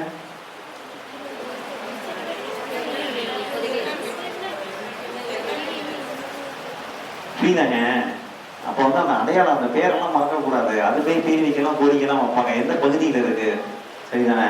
ரைட்டு. திருவஞ்சை களம், அது பார்த்தீங்கன்னா திருவஞ்சை களம்னா கேரளாவில் திருவஞ்சை களம்னா வஞ்சி அப்படின்னு சொல்றவங்க இருக்காங்க. சேர அரச குடும்பத்தில் இரு கிளைகள் இருந்ததினமும் புறையர் என்னும் கிளையினர் தமிழ்நாட்டில் கரூர் நகரில் இருந்து ஆட்சி புரிந்த எனவும் பல அறிஞர்கள் ஏற்றுக்கொண்டுள்ளனர். சரிங்களா? அங்க ஒரு வஞ்சி இருந்திருக்கலாம். அதே சமயத்துல புறையர்னு ஒருத்தர், சேரர்ல புலையர்னு ஒருத்தர், அவங்க வந்து என்ன பண்ணாங்க, கரூர் நகர்ல இருந்து ஆட்சி புரிந்தனர், கரூர் நகரிலிருந்து ஆட்சி புரிந்தனர் அப்படின்னு சொல்லியிருக்காங்க. சரிதானே? 8 சேர அரசர்கள் குறித்தும் அவர்கள் ஆண்ட பகுதிகள் அவர்களது சாதனைகள் குறித்து 10 பேசுகிறது. 10 வந்து சேரர்களை பற்றி பேசுகிறது. 10 யாரை பத்தி பேசுகிறது? 10. ஆனா முதலாம் 10 கடைசி 10 கிடைக்கல, 8 தான் கிடைச்சிச்சு. அது 8 சேர அரசர்கள் பத்தி பேசுறது. இது சம்பந்தமான ஷார்ட்கட் நான் ஏற்கனவே சொல்லியிருக்கேன், சொல்லணும், மறுபடியும் என்ன ஞாபகப்படுத்துங்க. நான் எக்ஸாம் பண்ணி சொல்லியிருக்கேன், தமிழ் நடத்தும் போது சொல்லியிருக்கேன். சரிங்களா? வேற என்ன இருக்கு? கரூர் நகருக்கு அருகே உள்ள புகழூரில் உள்ள கல்வெட்டு 3 தலைமுறைகளைச் சேர்ந்த சேர அரசர்களை குறிப்பிடுகிறது. புகழூர் கல்வெட்டு பாலாறு பற்றி புகழூர் கல்வெட்டுன்னு படித்தோம், சரிதானே? அவர்களில் ஒருவரான சேரல் இருபொறை தன் பெயரில் நாணயங்களை வெளியிட்டுள்ளார். சேரல் இருபொறை என்ன பண்ணியிருக்காரு? தன்னுடைய பெயர்ல நாணயங்களை வெளியிட்டுள்ளார். சரிங்களா? இமயவரமன் நெடுஞ்சேரலாதனும் செங்குட்டுவனும் முக்கிய சேர அரசர்கள் ஆவார். இமயவரமன் நெடுஞ்சேரலாதனும் செங்குட்டுவனும் முக்கிய சேர அரசர்கள் ஆவார். பல குறுநில மன்னர்களை செங்குட்டுவன் வெற்றி கொண்டுள்ளார். கடற்படைகளை அடங்கியதன் மூலம் முக்கிய துறைமுகமான கொடுங்கலூருக்கு அருகேயான முசிறியின் பாதுகாப்பை உறுதிப்படுத்தினார் என்று கூறப்படுகிறது. ஆனால் சிலப்பதிகாரத்தில் குறிப்பிடப்படும் செங்குட்டுவனின் மாபெரும் வட இந்திய படையெடுப்பு சங்க இலக்கியங்களில் சொல்லப்படவில்லை. சரிங்களா? செங்குட்டுவன் வந்து இமயம் வரைக்கும் போனா, ஜெயிச்சுட்டு வந்தா, அங்க இருந்து கல்லாம் கொண்டு வந்து கண்ணகிக்கு சிலையெல்லாம் வழிதான் அப்படின்னு சிலப்பதிகாரத்தை சொல்லுது, சங்க இலக்கியத்துல செய்தி வேணும். இவர் 56 ஆண்டுகள் ஆட்சி செய்ததாகவும் வைதிக அவைதிக மதங்களை ஆதரித்ததாகவும், வைதிகனா சைவம் வைணவம், அவைதிகனா சமகம் பௌத்தம் ஆசீவகம், சரிங்களா? அவர் மதங்களை ஆதரித்தாகவும் கூறப்படுகிறது. செப்பு ஈய நாணயங்களை சேர அரசை வெளியிட்டுள்ளார். சரிங்களா? எக்ஸாம்ல கேட்பான், சேர அரசை என்ன நாணயத்தை வெளியிட்டார்? தங்கம், வெள்ளி, செப்பு அப்படின்னு கொடுப்பாங்க. சரிங்களா? நமக்கு கப்புன்னு இருக்கும், சரிங்களா? சரி போட்டுவிடு, எல்லாமே போட்டுருப்பாங்க, எல்லாமே பார்ப்போம், ஆப்ஷனே இருக்காது, எல்லாமே ஏதாவது இருக்கா? இல்லை. சரி, அப்ப என்ன நாணயங்களே? செப்பு நாணயங்களை, செப்பு ஈய நாணயங்களை, செப்பு ஈய நாணயங்களை. வெரி வெரி இம்பார்ட்டன்ட் போட்டுருங்க. இப்படிதாங்க படிக்கணும். தமிழ் பிராமியில் புராண குறிப்புகளை கொண்டுள்ள அவை ரோம நாணயத்தை பொருளுள்ளன. ரோம நாணயத்தை பொருளுள்ளன. இன்னொரு விஷயம், இப்ப இவ்வளவு ஸ்ட்ராங்கா படிக்கிறதால அடுத்த குரூப் 4ல சரிதானே, படிக்கிறதுலாம் முக்கியம் இல்லை, ரிவிஷன் இஸ் இம்பார்ட்டன்ட். யார் பாஸ் ஆகிறாங்கன்னா யார் அதிகமாக ரிவிஷன் பண்ணுவாங்களோ அவங்க தான் பாஸ் ஆகிறாங்க. சரிங்களா? படிக்கிறவங்களாம் பாஸ் ஆக மாட்டாங்க. யார் தான் பாஸ் ஆவாங்க? Revision, periodically revision. எல்லாத்தையும் பீரியாடிக்கலாக ரிவிஷன் பண்ணணும். சொல்றேன், யாருக்கா இருந்தாலும் மறக்கும், எல்லாத்துக்கும் மறக்கும் இயல்பை கொண்டவர்கள் தான். எதை ஞாபகப்படுத்திக்கிறோமோ அதெல்லாம் மறக்க மாட்டோம். எதை ஞாபகப்படுத்திக்கிறோமோ அதுதான் மறக்க மாட்டோம். சரிதானே? அப்ப அவை ரோம நாணயத்தை போன்றன. எழுத்துக்கள் எவையும் இல்லாமல் சேரர்களின் வில்லம்பு சின்னத்தை தாக்கிய சேர நாணயங்கள் கிடைத்துள்ளன. வில்லம்பு தான் சேர நாணயம், அது எழுத்து எதுவும் கிடையாது. சரிங்களா?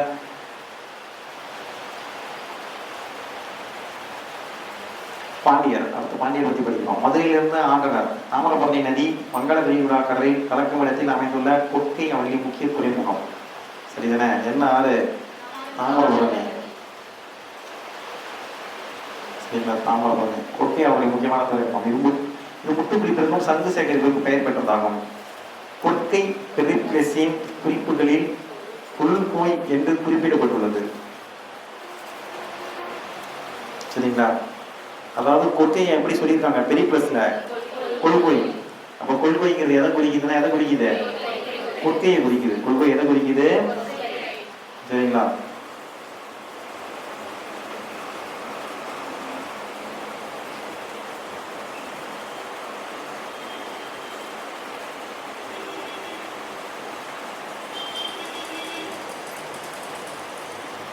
பாருங்க, பாண்டியனின் சின்னமையும் அவர்களை நாணயத்தில் ஒரு புறம் யானையும் மறுபுறமும் மற்றொரு வடிவமும் மற்றொரு புறம் புதிய பாணியில் மீனின் உருவமும் பொறிக்கப்பட்டுள்ளன. இதெல்லாம் நம்ம ஏற்கனவே பார்த்துருக்கோம்.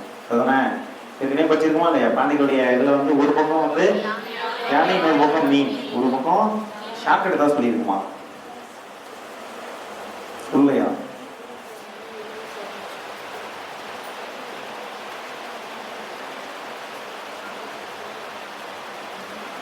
சரி, ஷார்ட்கட் எழுதிங்க.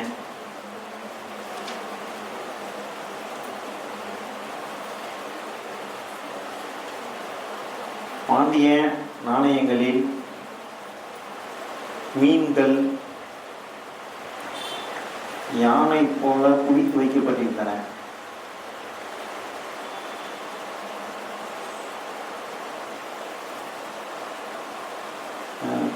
குரூப் சிலபஸ், மெயின் சிலபஸ் டெப்தா இருக்குங்க.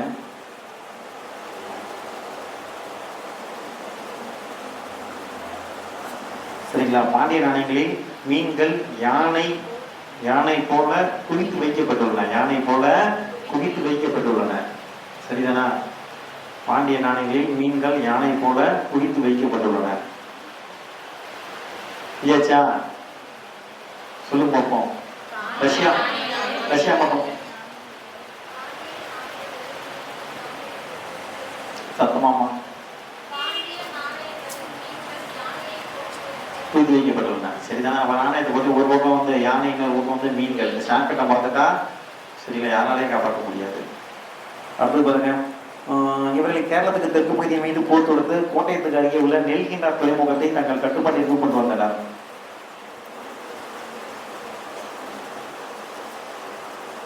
நெல்கிண்டா அதை இவங்க கட்டுப்பாட்டில் கொண்டு வந்திருக்காங்க.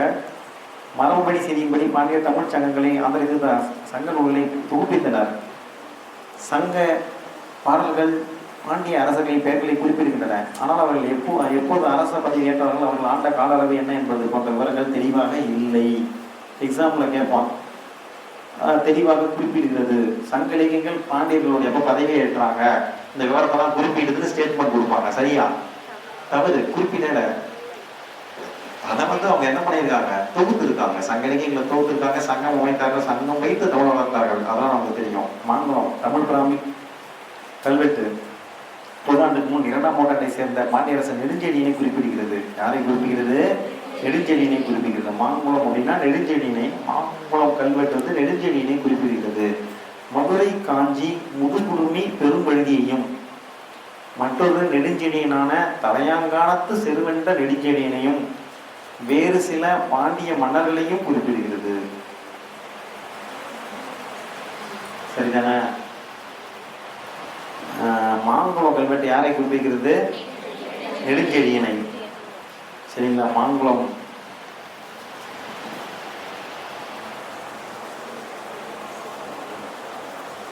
நெடுஞ்செழியன் மாங்காய் வாங்கிட்டு வருவார். நெடுஞ்செழியன் மாங்காய் வாங்கி கொண்டு வருவார்.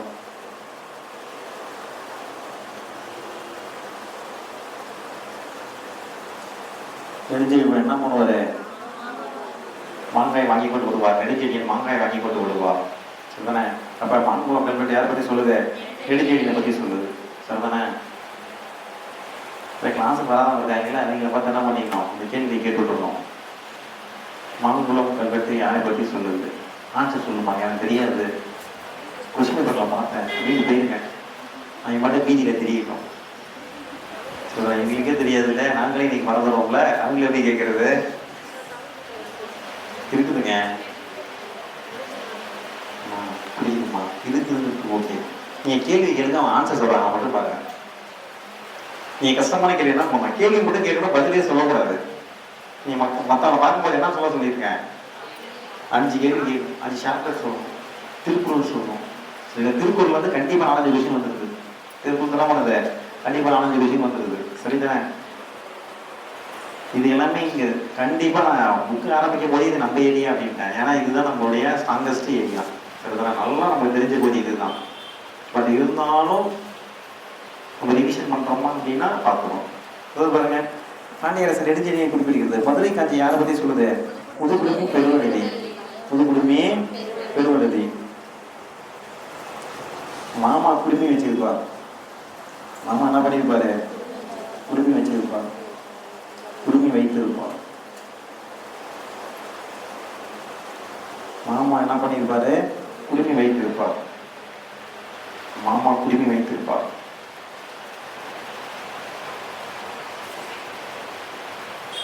சரிங்களா? முதுகுடுமி பெரும்பழுதியை பற்றி சொல்லுது மதுரை காஞ்சி. சரிங்களா?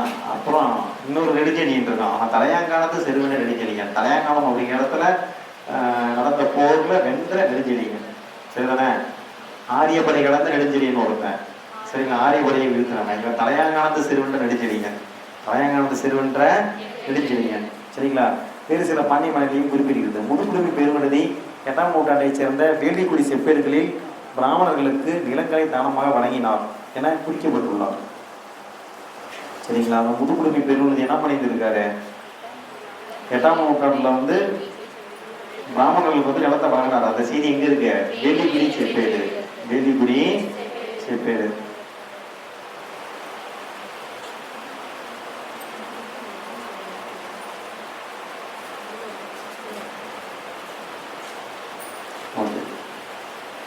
அடுத்த சாக்கத்துங்க. குடுமி வைத்த மாமா. குடுமி வைத்த மாமா. மாமா குடுமி வைத்திருப்பார். போய் கண்டினியூ பண்ணீங்க. அவர் வேள்வி நடத்தி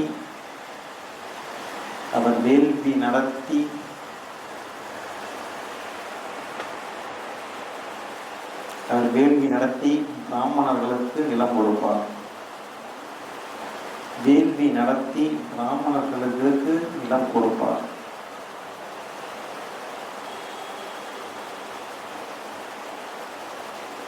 நீங்க சொல்றீங்களா? போய்க்கலாம், போங்க. மதுரை காஞ்சியின் ஆசிரியர் யாருன்னு கேளுங்க. சரிங்களா? மாங்குடி மட்டும் தான் சொல்லுவாங்க. மதுரை காஞ்சியில எந்த மகனை பற்றி கேட்க சொல்லப்பட்டது அப்படின்ட்டு போயிட்டே இருங்க. சரிங்களா? நான் மாதிரி தேடிட்டு இருக்கணும். சரிதானே? அது நமக்கு மனப்படம் ஆகிட்டு இருக்கோம். நம்ம ஞாபகம் வச்சுக்குவோம். அவங்க திரும்பி வந்து உங்களை கேட்பாங்க, நீங்க மறந்துடக்கூடாது அப்படின்னா ரெஃபர் பண்ணிக்க போறேங்க. இளம் கொடுப்பார். சரிதானங்க? இப்ப வேலிக்குடி செப்பேடு. சரி, இந்த வேலிக்குடி செப்பேடு நம்ம யாரை பத்தி சொல்லுதோ? யாரை பத்தி சொல்லுது? முதுகுடுமி பெருவழுதி. முதுகுடுமி பெருவழுதி. சரிதானே? கூட்டம் வந்துச்சா? வரல. தான் செய்த வேத வேள்வி சடங்குகளின் நினைவாக பெரும்பழுதி என்ற பெயரில் புராண கதை குறிப்புகளை கொண்ட நாணயங்களை வெளியிட்டார். அவர் முதுகுடுமி பெருவழுதி தானே, அதில் என்ன பண்ணியிருக்காரு? அது சம்பந்தமா புராண கதை குறிப்புகளை கொண்ட நாணயங்களையும் வெளியிட்டு இருக்கார். சரிதானே?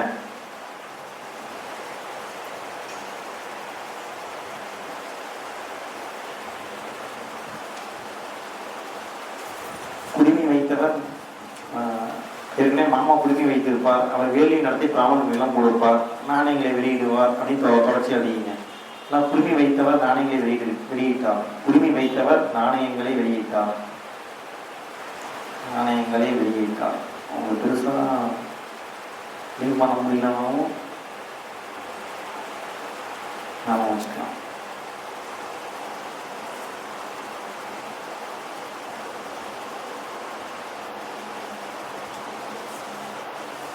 ஓகே, குடுமி வைத்தவர் நாணயங்களை வெளியிட்டார் அப்படின்னு பார்த்தோம். கீழே நெடுஞ்செழியன், சேரர், சோழர், 5 வெளி நில சிற்றரசர்கள் திதியன், எழினி, எருமையுரான், இருங்கோ வேண்மான், பொருணன் ஆகியோரின் கூட்டுப்படைகளை தலையாங்கானத்து போரில் வெற்றி கொண்டதற்காக புகழப்படுகிறார். சரிங்களா? இவன் தான் தலையாங்கானத்து செருவென்ற பாண்டிய நெடுஞ்செழியன். சரிங்களா? அவர் எப்படி வெண்ணி போர்ல 11 பேர், அப்புறம் சேரர், பாண்டியர்கள். இங்க பாத்தீங்கன்னா இவர் பாண்டியனா, அதனால சேரர், சோழர். அவங்க இல்லாம 5 வேளிர், 5 சிற்றரசர்கள், 5 சிற்றரசர்கள். அவங்க சிற்றரசர்கள் பேரும் கொடுத்துருக்காங்க. திதியன், எழினி, எருமையூரான், இருங்கோ வேண்மான், பொருணன். சரிங்களா? அவங்களை வீழ்த்தி இருக்காரு. இதெல்லாம் போர், தலையாங்கானத்து போர். என்ன போருங்க? திருப்புறம்பியம் போர் என்ன படிச்சிருக்கோம்? திருப்புறம்பியம் போர் படிச்சிருக்கோம். சரி, திருப்புறம்பியம் போர் பொறுத்த வரைக்கும் பார்த்துருங்க, திருப்புறம்பியம் போர் பார்த்துருங்க. சரிதானே? மேலும் சிற்றரசை வேளிர், மிளலை, முத்தூர் இதெல்லாம் புதுக்கோட்டை மாவட்டத்தில் என விலங்குகளை கைப்பற்றிய பெருமை இவரையே சாரும். குர்க்கையின் தலைவன் என்றும், திருநெல்வேலி கடற்கரை பகுதியில் வாழும் மீன் பிடிக்கும் போர் புரியும் திறன் பெற்ற தென்பகுதி பரதவர்களின் தலைவன் என்றும் இவர் போடப்படுகிறார். பரதவர்கள்னா அவங்க மீன் பிடிக்கிறவங்க. பரதவர்கள்லாம் யாருங்க? மீன் பிடிக்கிறவங்க, மீனவர்கள். பரதவர்கள் தான் மீனவர்கள், அவங்களுடைய தலைவன். உங்களுக்கு தெரியுங்க, மீன் வந்தாவே பாண்டிய நாடு தான் அவங்களுடைய தலைவன். சரிதானே? இதெல்லாம் போட்டிருக்காங்க. தமிழ் திணை பகுதிகளில் சமூக உருவாக்கம். அக்காலத்தில் தமிழ் சமூக உருவாக்கத்தை நாம் புரிந்து கொள்ள சங்கிலிகளில் துணைபுரிகின்றன. திணை கோட்பாட்டின் பின்புலத்தில் தமிழகம் குறிச்சி மொழி மருந்துகள் அதெல்லாம் அடிச்சுட்டு இருக்கேன். போடுங்க, அதை படிக்காதீங்க. சரிதானே? நேரம் குறிஞ்சி மொழி மருந்துகள் பழைவாங்க. குறிஞ்சினா மலையை சார்ந்த எழுதும். இங்கே வேட்டையாடுதல், உணவு செய்வதல் இதெல்லாம் வழக்கமாக இருந்தது. இதெல்லாம் தமிழில் படிச்சிருக்கோம். முல்லை காடு சார்ந்த இடமான இங்கு கால்நடை வைப்பதும் அத்துடன் மாட்டிட வேளாண்மை செய்வதும் தொழிலாக இருந்தது. சரிதானே? காடு சார்ந்த இடம் தெரியும், இங்கே மாட்டிட வேளாண்மை பண்ணாங்க. சரிதானே? அடுத்தது மருதம், வயலும் சார்ந்த இடமும், வயலும் சார்ந்த இடமும். சரிதானே? நீர் பாசனத்தின் மூலம் கலப்பைகளை பயன்படுத்தி வேளாண்மை செய்வது. மாட்டிட வேளாண்மைனா மூளை, அது காற்று நடக்கும். இங்கே செஞ்சுட்டே இருப்பாங்க, அப்ப வேற இடத்துல போய் செய்வாங்க. அதுதான் மாட்டிட வேளாண்மை. சரிங்களா? அழித்து எரித்து வேளாண்மை செய்தல் படிச்சிருக்கும். சரிங்களா?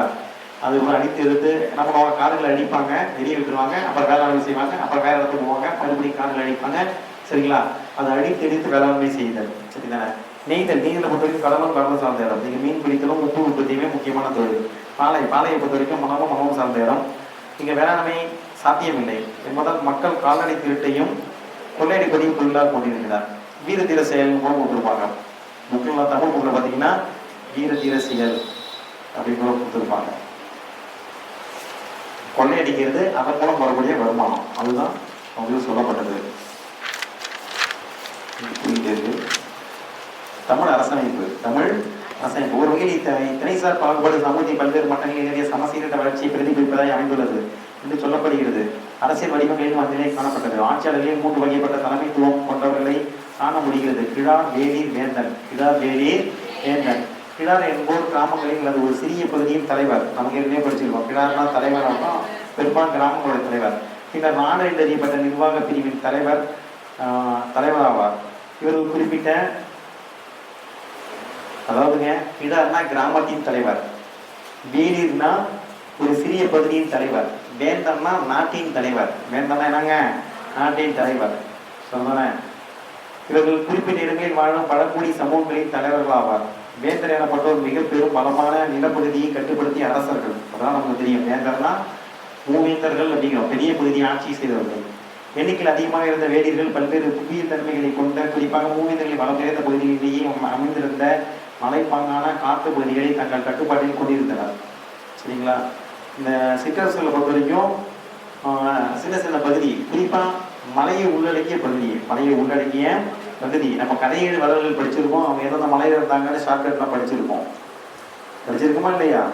கதையேழு வளர்கள் அவங்க என்ன பண்ணாங்க அப்படின்னு படிச்சிருக்கோம். அவங்களாம் பார்த்தீங்கன்னா மலையில தான் வாழ்ந்தாங்க. சரிங்களா? பரம்பமலை, பரம்பமலை, கொல்லிமலை,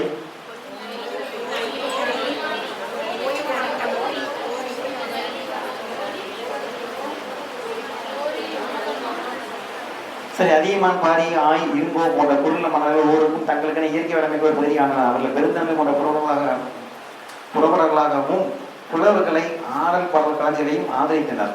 புலவர்கள் தான் பணம் கொடுத்து உதவுறவங்க, அவங்க தான் புலவர்கள். அதே சமயத்தில் என்ன பண்ணிட்டு இருக்காங்க, மற்றவங்களுக்கு வந்து புலவர்கள் ஆதரிச்சிருக்காங்க, பாடல்கள் ஆதரிச்சிருக்காங்க. ஆணிலை கவர்ந்த காரணமாக இவர்களிடையே அடிக்கடி மோதல்கள் நடைபெற்றன. ஏன் சண்டை போட்டு முன்னாடி மற்றவங்களால ஆணிலையை போய் கலந்துட்டு வருவாங்க. சரிதானே? வேற என்ன இருக்கு? பல நேரம் இவர்கள் இணைந்து மூவேந்தர்களை யாராவது ஒரு எதிர்த்தனர். இவங்கள சேர்ந்துக்கிட்டு என்ன பண்ணியிருக்காங்க, 11 வேலையை சேர்ந்துக்கிட்டு உங்களுக்கு சோழனை, கைகால சோழனை எதிர்த்திருக்கோம். அப்புறம் 5 வேலையும் சேர்ந்துக்கிட்டு பாண்டிய கலையாங்கானது சேருகின்ற மாநிலம் எதிர்த்ததையும் பார்த்துருக்கோம். நிறைய நடந்துகிட்டே இருந்துச்சு. இதெல்லாம் எதுவுமே செய்தி கிடையாது. முக்கியமான குளிச்சிக்கிற மாதிரி எந்த செய்தியும் கிடையாது. இருந்தாலும் நான் ஹைலைட் பண்ணதை மட்டும் இதில் வந்து கொஞ்சம் வேறுபாடுகளாக இருந்தது. எத்தனாவது பாயிண்ட் சொல்றது, உங்களுக்கு வந்து ஒரு 4 பாயிண்ட்டுக்கு அப்புறம் டாட் கொடுத்துருக்காங்க பாருங்க. 2வது டாட் பாருங்க. 4 பாயிண்ட்டுக்கு அப்புறம் 2வது டாட் பாருங்க. இந்த முதல் அட்டை பாருங்க. 4 பாயிண்ட் கொடுத்துருக்காங்களா, இருக்கா இல்லையா? அதுக்கப்புறம் முதல்ல பார்த்தீங்கன்னா சங்க இலக்கியங்களை ஆழ்ந்து வாசித்தோமையானால் மிக மருத நில பகுதி வாழ் சமூகத்தில் வேற்றுமைகள் தோன்றிவிட்டதை அறியலாம். நம்ம வேற்றுமைகள்லாம் உருவாச்சு. அதுக்கு அடுத்த பாயிண்ட் பாருங்க. தங்கள் நிலத்தின் மீது மூவேந்தர் கொண்டிருந்த பற்றையும் இவர்கள் பெற்றிருந்த செல்வாக்கையும் 1ஆம் நூற்றாண்டை சேர்ந்த கிரேக்க ரோமானிய நூல்கள் துணை சான்றுகளை உறுதிப்படுத்துகின்றன. நம்ம நிலத்தின் மீது எப்படி பட்டு அட்டாச்மெண்ட் எப்படி இருந்துச்சு அப்படிங்கிறத 1ஆம் நூற்றாண்டை சேர்ந்த கிரேக்க ரோமானிய நூல்களை கொண்டு அறியலாம் கொடுத்துருக்காங்க. ஒரு பாயிண்ட் விட்டு அதுக்கு அடுத்த பாயிண்ட்.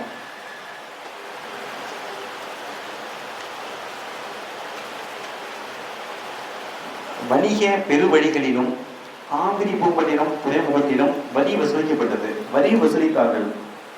என்ன பண்ணா தெரிஞ்சுக்கிறோம், வரி வசூல் பற்றி சொல்லுங்க. வரி வசூலிக்கப்பட்டது குறிப்பிடப்பட்டுள்ளது. மலையக பகுதிகளிலிருந்தும் முசிறி துறைமுகத்திலிருந்துமே சேர அரசர் வரி பெற்றனர் என அறிய முடிகிறது. சரிதானே? அப்ப மன்னர்கள் வந்து வரி வசூல் பண்ணியிருக்காங்கிறத தெரிஞ்சுக்கிறோம். காவிரி பூம்பட்டினங்கிறது சோழ அரசனின் துறைமுகம். சரிதானே? அவன் அங்க வரி வசூல் பண்ணியிருக்கான். அது போல சேரர்களும் வரி வசூல் பண்ணிட்டு இருக்காங்க. பொதுநாட்டுக்கு முன்னாடி 1ஆம் நூற்றாண்டை பிற்பகுதியில் தொடங்கி பொதுநாட்டு 3ஆம் நூற்றாண்டு வரை வணிக மிக பெரும் பங்கை வகித்துள்ளதுன்னு சொல்லிட்டு இருக்காங்க. சரிங்களா? வேந்தரின் அரசியல் எழுச்சி. சரிதானே?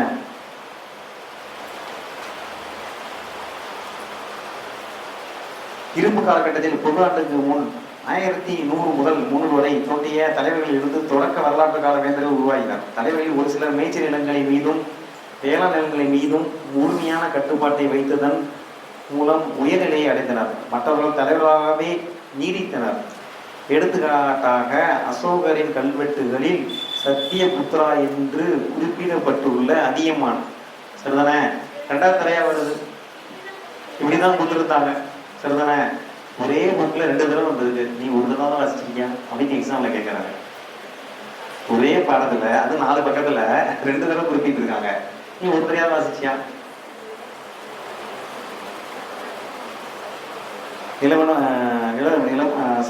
உணவெனப்படுவது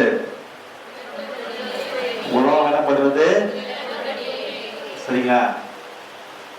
மகத நாட்டு வாழ் சிலப்பதிகாரம், மகத நாட்டு வாழ் சிம்பு அப்படின்னு படிச்சோம். சரிதானே? பட்டி மண்டபத்து பாங்கறிந்த எருமை சொல்லுங்க.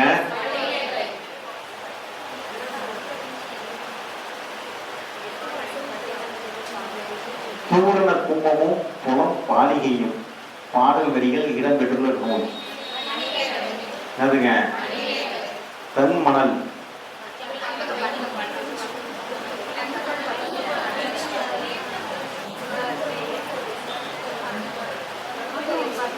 தன் மணல் அப்படிங்கிற இலக்கண குறிப்பு தான் கேட்கிறேன். என்னதுங்க? அதுங்க பண்புத்தொகை.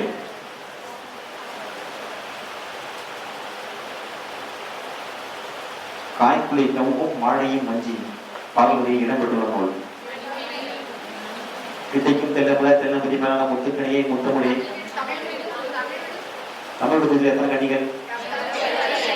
தமிழ் தொகுதியின் ஆசிரியர் தமிழுக்கு எத்தனை வண்ணம்? எத்தனை வண்ணம்? மனிதர்கள் உருவாக்கிய வண்ணங்கள் 5. மனிதர் எத்தனை அழகு? தமிழ் எத்தனை அழகு?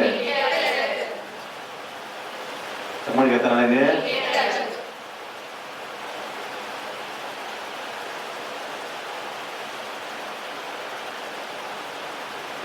சரி, ஓகே. அப்ப சத்தியபுத்திர அசௌரி கல்வெட்டுகளில் சத்தியபுத்திரன் என்று குறிப்பிடப்பட்டுள்ளவர் யாருங்க? அதியமான். என்னதுங்க? இப்ப என்ன? அசோகருடன் ஷார்ட்கட்டை திருப்பி எழுதிக்கிறோம். அசோகருடன், சரிங்களா? சத்தியபுத்திர பார்த்தா அதான் நான் சொல்லியிருக்கேன். பார்த்தா தானே சொன்னேன். பார்த்தா அதிசயம்தான்.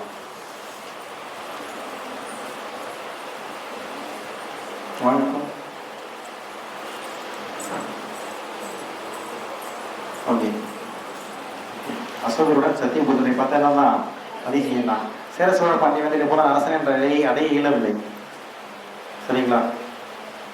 கிழார்களையும் வேடி குல தலைவர்களையும் பயந்தர்கள் அடிப்பணியை செய்தோடு தங்களுக்குள் போரிந்து கொண்டனர். இதன் கொண்டு தங்களுக்கான படைவீர்களை அணிதிரட்டியதோடு சில வேடி குல தலைவர்களின் உதவியையும் பெற்றனர். சங்காலத்தை சேர்ந்த வேந்தர்கள் தங்களது வலிமையை பறைசாற்றி கொள்வதற்காக சிறப்பு பட்டைகளை சூடிக்கொண்டனர். கடுங்கோ, இமயவரம்பன், மானவரம்பன், பெருவழுதி போன்ற பட்ட பெயர்களை சூட்டிக் கொண்டதன் மூலம் தங்களை ஏனைய மக்களிடமிருந்து வேடியில் கூட தலைவர்களிடமிருந்தும் வேறுபடுத்தி காட்டிக் கொண்டனர். சொல்றேன், என்னென்ன பதங்களை சூடிட்டாங்க? கடுங்கோ, இமயவரம்பன், மானவரம்பன், பெருவழுதி. சரிதானே? வேந்தர்கள் புலவர்களையும் கலைஞர்களையும் ஆதரித்து அவர்களை தங்கள் அரசவையில் அமர வைத்துக் கொண்டது ஒரு வகையில் தங்களையும் தங்கள் நாட்டையும் புகழ்ந்து பாடுவதற்காக இருக்கலாம். எடுத்துக்காட்டாக சோழ அரசன் கரிகாலன் பட்டினப்பாறை ஏற்றிய கடிகள் உருத்தின் கலனாருக்கு பெருமளவில் பொன் அணைகளை பரிசாக அளித்தான். அதனாலதான் அவனை பத்தி பாடியிருக்கான். சொல்றேன். சரி, சமூகமும் பொருளாதாரமும் சரிங்களா? முதல் பேரெல்லாம் செய்திகள் எதுவும் இல்லை அப்படியே நம்ம விட முடியுமா? செய்திகள் எதுவும் இல்லை, நீங்க வாங்கிச்சிங்க. 2வது பதாவில் 1, 2, 3, 4, 5, 6, 7 7வது வரையில் அரிக்கமேடு,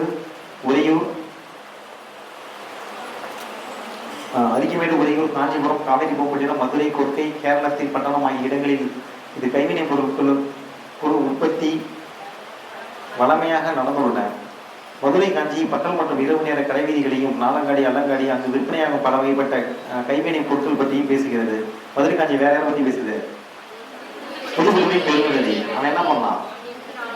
வெளிப்பற்றி அவன் நிலமானியங்களை வழங்கினான் அப்படின்னு செய்திகள் இருக்கு. திருவண்ணாமம் பண்ணான் அப்படின்னு இருக்கு. சரிதானே? ரைட்டு. பல்வேறுபட்ட பொருட்களை உற்பத்தி செய்வதன் மூலம் பொருட்கள் அனைத்து இடங்களிலும் கிடைக்கவில்லை. சிலர் விலை உயர்ந்த ஆபணக்கற்களையும் பொருள் மதிப்புள்ள ஆபணக்கற்களையும் பண்டமாட்டாக கொடுத்து மூலப்பொருட்களை பெற்றனர். மூலப்பொருட்கள் தொழிற்கூடங்களை சென்றடைந்து பல்வேறு பொருட்கள் தயார் செய்யப்பட்டது. பின்னர் வேறு சில பொருட்களுக்காக பண்டமாற்று செய்யப்பட்டன. சரிதானே? எவ்வளோ பெருசாக இதெல்லாம் அடுத்து பார்த்தீங்கன்னா அடுத்த வேலை 1, 2, 3, 4, 5, 6, 7, 8, 9, 10, 11வது வரியில கூட்டுறவு முறையில் இணைந்து பணியாற்றியதாக, அதாவது தமிழக கைவினைஞர்களோடு மராத்திய எந்திர பொறியாளர்கள், மேலே ஒரு லைன் பாருங்க, மராத்திய எந்திர பொறியாளர்கள் போன்றோர் தமிழக கைவினைஞர்களோடு கூட்டுறவு முறையில் இணைந்து பணியாற்றதாக மணிமேகலை குறிப்பிடுகிறது. இதெல்லாம் கேட்கலாமா எக்ஸாம்பிள்? அது மேலே மகதெல்லாம் போட்டிருக்காங்க. மகத கைவினைஞர்கள், மாலவ உலோக பணியாளர்கள், எந்திர பணியாளர்கள். அப்போ வேற நாட்டில் இருந்த இது மாதிரி கைவினை கலைஞர்கள் வந்து தமிழகத்தில் இருந்த அவங்களோடு கூட்டுறவு முறையில் வந்து பண்ணாங்கன்னு சொல்லக்கூடியது எதுங்க? மணிமேகலை. சரிங்களா? இதுங்க மணிமேகலை.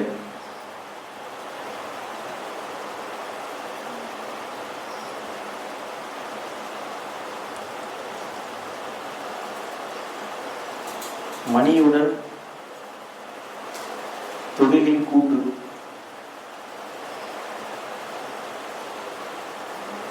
மணியுடன் தொழிலின் கூட்டு. சரிதானே? மணியுடன் தொழிலே ஒரு தொழில் செய்வோர், கைவினை கலைஞர்கள், உலோக கலைஞர்கள், இதெல்லாம் பார்த்தீங்கன்னா சிலர்லாம் கூட்டுறவோடு செயல்பட்டார்கள் அப்படின்னு சொல்லக்கூடியதுங்க மணிமேகலை. இதுங்க மணிமேகலை. தமிழ் பிராமி கல்வெட்டில் வணிகத்தோடு தொடர்புடைய வணிகன், சாத்தன், நிகம போன்ற சொற்கள் இடம்பெற்றுள்ளன. வணிகன், சாத்தன், நிகம போன்ற சொற்கள் இடம்பெற்றுள்ளன. உப்புமணியர்கள் உமனர் என்று அழைக்கப்பட்டனர். எக்ஸாம்பிள் கேட்டீங்க விஷயம். உப்புமணியர்கள் எவ்வாறு அழைக்கப்பட்டார்கள்? உமனர். தமிழ்லேயே இதெல்லாம் படிச்சிருக்கோம், சரிதானே? வரலாறு, தமிழ் வரலாறு இங்கேயும் ஒன்று தான், அங்கேயும் ஒன்று தான். இங்கேயும் சேர சொல்ல மாட்டேது தான், அங்கேயும் சேர சொல்ல மாட்டேது தான். அவர்கள் மாடுகள் பூட்டிய வண்டிகளில் குடும்பத்தோடு வணிக நடவடிக்கைகளை மேற்கொண்டனர். சாத்து என்னும் சொல் இடம் விட்டு இடம் சென்று வணிகம் செய்பவர்களை குறிப்பதாகும். இடம் விட்டு இடம் சென்று வணிகம் செய்பவர்களை சாத்தணும். இடம் விட்டு, இதெல்லாம் ஏற்கனவே படிச்சிருக்கோம். இடம் விட்டு இடம் சென்று வணிகம் செய்பவர்களை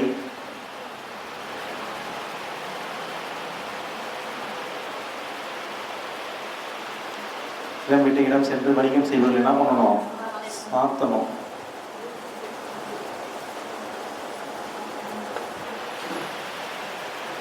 இடம் விட்டு இடம் சென்று வணிகம் செய்வதில் என்ன பண்ணணும்? சாத்தணும். அப்போ சாத்து அப்படிங்கிறது வந்து பார்த்தீங்கன்னா ஒரு சொல் இடம் பெற்றிருக்குன்னு சொல்லியிருக்காங்க. வேற என்ன சொல்லியிருக்காங்க? வணிகத்திலும் நாணயங்களை பயன்படுத்த பட்டாலும் பண்டமாற்று முறை அதிக அளவில் புழக்கத்துக்கு இருந்தது.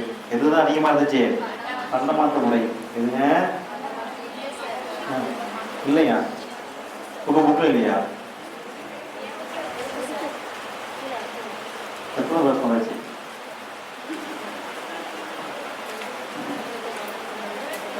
22. உங்க புக்கு தெரியாதா? புது புக்கில் இருக்கா? 23, 24 இருக்கா? 23 இருக்கா? யாரும் வச்சுருக்கீங்களா? 84 பக்கத்தில் இருக்கா? சரி, பரவாயில்ல, இருக்குல்ல, ஒன்றும் பிரச்சனை இல்லை. வணிகத்தில் நாணயங்களை பயன்படுத்தப்பட்டாலும் பண்டமாற்று முறையே அதிக அளவில் இருந்தது. பண்டமாற்று முறை அதிகம் இருந்தது. வேற என்ன கொடுத்துருக்காங்க? ரோம தங்க வெள்ளி நாணயங்களும் பரிமாற்றத்திற்காக பயன்படுத்தப்பட்டன. சரிங்களா? ரோமானிய தங்க வெள்ளி நாணயங்கள், சரிதானே? ரோமானிய செம்பு ஈய நாணயங்களை வெளியிட்டவர்கள் யாருங்க? சேருங்களா? அப்போதான் வெரி வெரி இம்பார்ட்டன் போட சொல்லியிருக்கேன், சரிதானே? ரோம பேரரசு தென்கிழக்கு ஆசிய நாடுகள் போன்ற தொலைதூரத்தில் அமைந்துள்ள நாடுகளோடும் வணிக தொடர்புகள் மேற்கொண்டதை தொல்பொருள் ஆய்வு சான்றுகள் உறுதி செய்கின்றன. இந்தியாவின் தென்பகுதியின் கடற்கரை எளிதாக சென்றடைய முடியும் என்ற சூழல் இருந்ததாலும் கிழக்கையும் மேற்கும் இணைக்கும் கடல் வழி பாதையில் அமைந்திருந்த காரணத்தாலும் கடல் கடந்த தொடர்புகளில் முக்கிய பங்கு வகிக்கிறது. தொடக்க வரலாற்று கால துறைமுகங்கள் பலவற்றில் கிடைத்து உள்ள அம்போரா என்னும் ரோம நாட்டு ஜாடிகள். அம்போரா என்னன்னு கேட்பாங்க. ரோம நாட்டு ஜாடி. அம்போரா என்னதுங்க? ரோம நாட்டு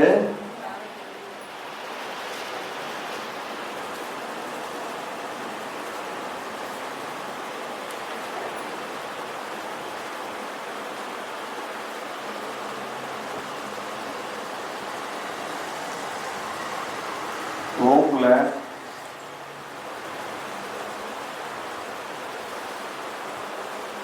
ஜாடி ரூம்ல இருக்கு அம்மா. ஜாடி ரூம்ல இருக்கு அம்மா.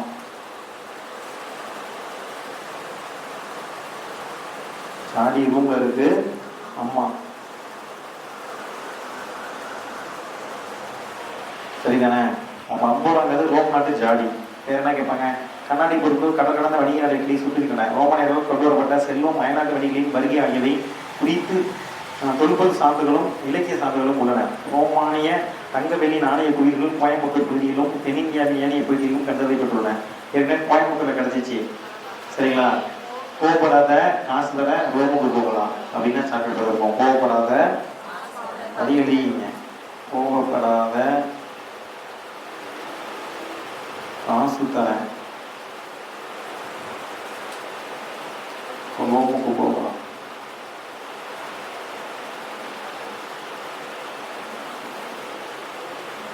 சரி, ஓகே. வேற என்ன இருக்கு?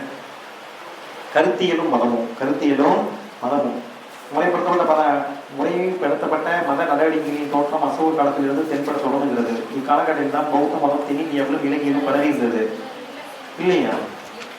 அசோகரின் மகள் போதி மரத்தை இலங்கைக்கு கொண்டு சென்றதாக கருதப்படுகிறது. எத்தனை போட்டோம் புது புக்ல?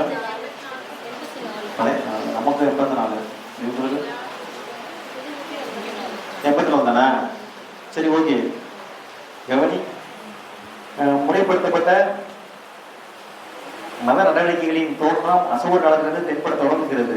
இக்காலகட்டத்தில் தான் பௌத்த மதம் தென்னிந்தியாவிலும் இலங்கையிலும் பரவியிருந்தது. அசோகரின் மகள் போதி மரத்தை இலங்கைக்கு கொண்டு சென்றதாக கருதப்படுகின்றது.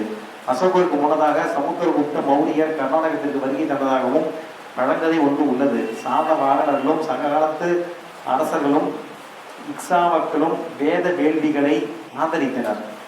சரிதானே? சாதவாகனர்கள் சங்ககால அரசர்கள், ஏன்னா இங்க ராஜ்ய மேதையாக நடத்தியிருக்காங்க, அஸ்வமேதையாக நடத்தியிருக்காங்க, அதனால இவங்க வேத மதங்களை ஆதரிச்சாங்க தெரிஞ்சுக்கலாம். ராமனுடைய வருகை குறித்து வருகை குறித்தும் வேத சடங்குகள் நடைபெற்றமைக்கும் சங்க இலக்கியங்களில் சான்றுகள் உள்ளன. ஆனால் இக்காலகட்டத்தில் வர்ணாசிரமம் என்னும் கருத்தியல் தமிழ் பகுதிகளில் வேரூன்றவில்லை. என்ன சொல்லியிருக்காங்க, பிராமணர்கள்லாம் இருந்தாங்க, ஆனா வர்ணாசிரமம் பிராமணர்கள், சத்திரியர்கள், சரிங்களா, வைசியர்கள், சூத்திரர்கள், இதே மாதிரிலாம் தமிழ்நாட்டில் இல்லவே இல்லை அப்படிங்கிறாங்க. சரிதானே? பௌத்த மதமான சான்றுகள் தமிழகத்தில் பரவலாக காணப்படுகின்றன. ஆந்திராவில் கிருஷ்ணா கோதாவரி நதிகளின் கழிமுக பகுதிகளில் பல பௌத்த மையங்கள் உள்ளன. பௌத்த மதம் எந்த அளவிற்கு ஆழமாக வேரூரில் இருந்தது என்பதை அமராவதி, நாகார்ஜுனா போன்ற ஆகிய இடங்களில் மேற்கொள்ளப்பட்ட அகழ்வாய்கள் மூலம் உணர்ந்துகின்றன. தமிழ்நாட்டில் காஞ்சிபுரம், காவிரி பூம்பட்டினம் ஆகிய இடங்களில் பௌத்த ஸ்தூபிகள் இருந்தமைக்கான சான்றுகள் உள்ளன. காஞ்சிபுரம் எல்லாம் தெரியும், காவிரி பூம்பட்டினத்துலேயும் இருந்திருக்குது. எங்கே இருந்திருக்குது? காவிரி பூம்பட்டினத்துலேயும் இருந்திருக்குது. அப்புறம் பாருங்க, சமண மதத்தோடு ஒப்பிடுகையில் பௌத்த மதத்திற்கான சான்றுகள் தமிழகத்தில் ஓரிரு இடங்கள் மட்டுமே கிடைக்கின்றன. சமணத்துக்கு நிறைய சான்றுகள் கிடைக்குது, அந்த அளவுக்கு நமக்கு பௌத்தத்துக்கே கிடைக்கல. தமிழகத்தில் காணப்படும் தமிழ் பிராமி கல்வெட்டுடன் கூடிய எண்ணற்ற குகை உறவிடங்கள் பௌத்த மதத்தை காட்டிலும் சமண மதம் செல்வாக்கூட விளங்கியதை பறைசாற்றுகின்றன. பொதுமக்கள் மீது இம்மதங்கள் கூடிய இந்த செல்வாக்கை அறிந்து கொள்ள இயலவில்லை. இந்த பௌத்தம் இருந்துச்சு, சமணம் இருந்துச்சு, மக்கள்கிட்ட எவ்வளவு செல்வாக்கா இந்த சமயம் இருந்துச்சு அப்படின்னு தெரியல. என்றாலும் வணிகர்களும் சாதாரண மக்களும் சமண துறவிகளுக்கு பாறை மறைவுகளில் வடிக்கைகள் ஏற்படுத்தி கொடுத்துள்ளனர். சரிங்களா? இதெல்லாம் பொதுமக்கள் வணிகர்கள் என்ன பண்ணியிருக்காங்க, துறவிகளுக்கு என்ன பண்ணியிருக்காங்க, படுக்கை ஏற்படுத்தி கொடுத்துருக்காங்க. காணிக்கை செலுத்தினர் என்பதற்கான சான்றுகள் உள்ளன. சங்கம் அருவிய காலத்தில் சமணர் தமிழ் இலக்கியத்திற்கு அளப்பரிய சேவை செய்துள்ளனர். சங்கம் அருவிய காலம்னா 18 நூல்கள். சரிதானே? என்னன்னா சங்கம் அருவிய கால நூல்கள் நூல்கள் 18 நூல் பேர் சொல்லுங்க. ஏன்னா அது எந்த சமயத்தில் பெறப்படுகிறது?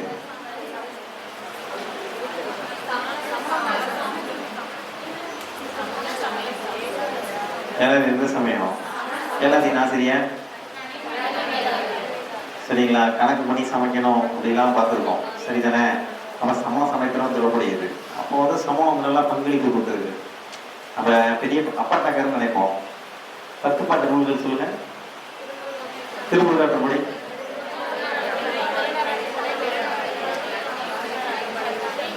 உங்களுக்கே யோசனை பாருங்க, 10 தெரியுதான்னு பாருங்க. 14 கணக்கு 18 நூல் தெரியுதான்னு பாருங்க. சரிதானே? நமக்கு என்ன நல்லா தெரியும்னா 8 தொகை நல்லா தெரியும். ஆனா 8 தொகை புக்கில் நிறைய கொடுத்துருக்காங்க. 10 பாட்டை கதையை 8 தொகை நிறைய கொடுத்துருக்காங்க. சரிங்களா? 5 காப்பியங்கள் சொல்லலாம் தெரியாது. நம்மளே நம்ம தமிழா வர தேவையில்லை, தெரிஞ்சதுதான் நடத்த போறாரு. ஆனா 5 காப்பியங்கள் 5 பேர் சொல்லுங்கன்னா மூச்சு திணறிடும். சரிதானே? சொல்லுங்க. நீங்க அப்பா தகர்னா 18 கணக்கு 12 நூல் சொல்லுங்க. சரிங்களா? 5 காப்பியங்கள் 5 சொல்லுங்க. நீங்க எவ்வளவு வேணாம், 90 கூட ஒருத்தர் இருக்கணும் தமிழ்ல, அவன்கிட்ட போய் கேளு. குரூப் 4ல 93 நீ சொல்றான் போகல அப்படின்னு சொல்லுங்க. சரிங்களா? அந்த அளவுக்கு தான் நமக்கு அறிவு இருக்குது. சரிங்களா? உன்னையே நீ அறிவாய் சொன்னது யாரு? சாக்ரடீஸ். சரிதானே? உங்களுடைய பொசிஷனை என்ன நீ தெரிஞ்சு வச்சுக்கணும். உங்களுடைய பொசிஷன் என்ன நீ தெரிஞ்சு வச்சுக்கணும். அப்பதான் உங்களால ஜெயிக்க முடியும். பாருங்க, அப்ப சமணர்கள் ரொம்ப பங்களிப்பு செஞ்சிருக்காங்க. கலப்பர்களின் காலம், சங்க முறைய காலம். சங்க காலத்திற்கும் பல்லவர் பாண்டியர் காலத்திற்கும் இடைப்பட்ட முறையமாக புது ஆண்டு அதாவது கிபி 300 to 600 காலமே தமிழக வரலாற்றில் கலப்பிரல் காலம் என அழைக்கப்படுகிறது. யாருடைய காலம்? கலப்பிரல் காலம் என அறியப்படுகிறது. இவ்விடைவெளியில் போர் குணமிக்க களப்பிரர்கள் என்போர் தமிழகத்தை கைப்பற்றி தமிழகத்தின் பாரம்பரிய அரசர்களான மூவேந்தர்களை தோற்கடித்ததால் இக்காலமானது களப்பிரர்களின் இடைக்கால ஆட்சி என்றும், ஏன்னா ஏற்கனவே சேர சோழ பாண்டியர்கள் தான் ஆட்சி பண்ணிட்டு இருக்காங்க, இவங்க வந்து இடையில பிடிச்சிட்டாங்க, அதனால இது இடைக்கால ஆட்சி என்றும் இருண்ட காலம் என்றும் தொடர்கால வரலாற்று ஆசிரியர்கள் சித்தரித்தனர். இருண்ட காலம்னா அதை பத்தி செய்திகள் நமக்கு சரியா கிடைக்கல, ஏன்னா நடந்துச்சு அப்படின்னு சொன்னாங்க. ஒருவேளை வெளிப்பட்ட காலத்தில் தான் முந்தைய தமிழ் பண்பாட்டின் பல தனி கூறு மறைந்திருக்கலாம் என்றும் கூறப்படுகிறது. ஆனால் இக்கருத்தை சரியானது என ஏற்பதற்கில்லை.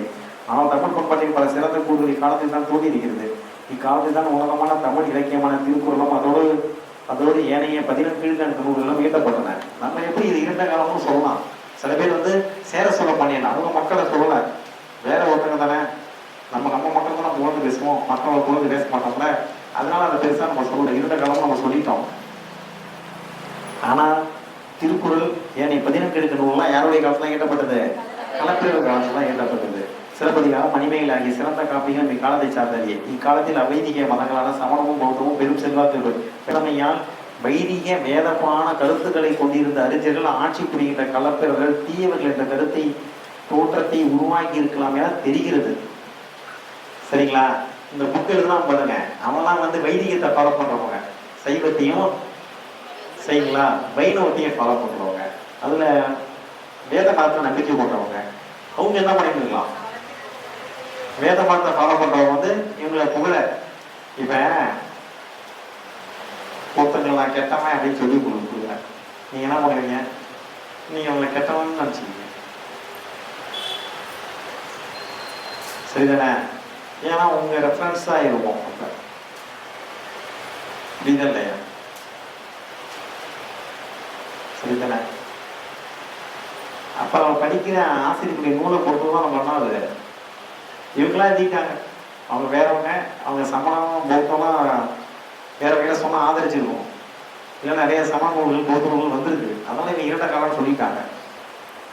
இக்காலகட்டம் பற்றி அண்மை காலத்தில் முன்வைக்கப்பட்ட புதிய விளக்கத்தின்படி இக்காலகட்டம் பெரும் மாற்றத்தை நோக்கி இட்டு சென்ற மாணவர் காலமாகும். இந்த மாணவர்களின் நிர்வாகங்களை பொதுவாண்டு 6ஆம் நூற்றாண்டுக்கு பின்னர் வட தமிழகத்தில் பல்லவரும் தென் தமிழகத்தில் பாண்டியரும் அரசு மற்றும் சமூகத்தை உருவாக்க வழி உருவானது என்று அண்மை கால வரலாற்றாளர்கள் கூறுகின்றனர்.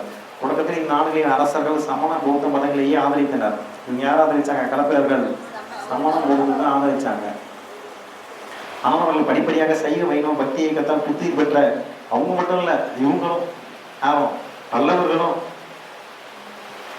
பார்த்துருக்கோம்ல, பல்லவர்களே எந்த ஆரம்பிச்சாங்க தானே. பல்லவர் காலத்துல பல்லவர்களின் முக்கியமான தலைநகரமான காஞ்சிபுரத்துல உங்களுக்கு புத்த மணாலயம் இருந்திருக்குது, சரிங்களா? சமண காஞ்சி என்று அழைக்கப்பட்ட திருப்பதி கொண்ட எங்க இருக்குது? பல்லவர்களின் ஆட்சி கொண்டு பகுதியில் இருக்குது. எடுத்தவொடனே இவங்க சமணம் போட்டு தான் ஃபாலோ பண்ணிட்டு இருக்காங்க, நிறைய சமணத்தை ஃபாலோ பண்ணிருக்காங்க பார்க்கிறோம். தமிழ்நாட்டில் சமணத்தை அதிகமா ஃபாலோ பண்ணாங்கன்னு பார்க்கணும், சரிதானே? பிற்காலத்துல இவங்க சைவம் வைணவத்துக்கு வந்துட்டாங்க. சைவ வைணவ பக்தி இயக்கத்தால் புத்தி பெற்ற வேத புராண மதங்களின் செல்வாக்கிற்கு உள்ளாகினர். ஆனால் இம்மதங்கள் பக்தி இயக்க அடியார்களின் வெறுப்பை தோன்ற வகையில் பொதுமக்களிடையே சமண பௌத்த மதங்கள் பெரும் செல்வாக்கு பெற்று திகழ்கின்றன அப்படின்னு போட்டிருக்காங்க. கட்டத்தில் பார்த்தீங்கன்னா சிவகங்கை மாவட்டம் கூலாங்குறிச்சியில் கண்டுபிடிக்கப்பட்ட கூலாங்குறிச்சி எங்க இருந்து கேட்பாங்க, ஏங்க சிவகங்கை மாவட்டம், சரிங்களா?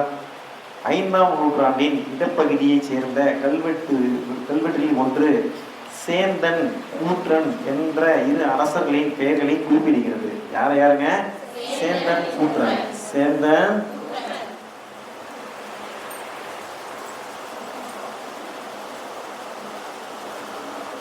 சேந்தன் கூற்றன் இது அரசர்களின் பெயர்களை குறிப்பிடுகிறது.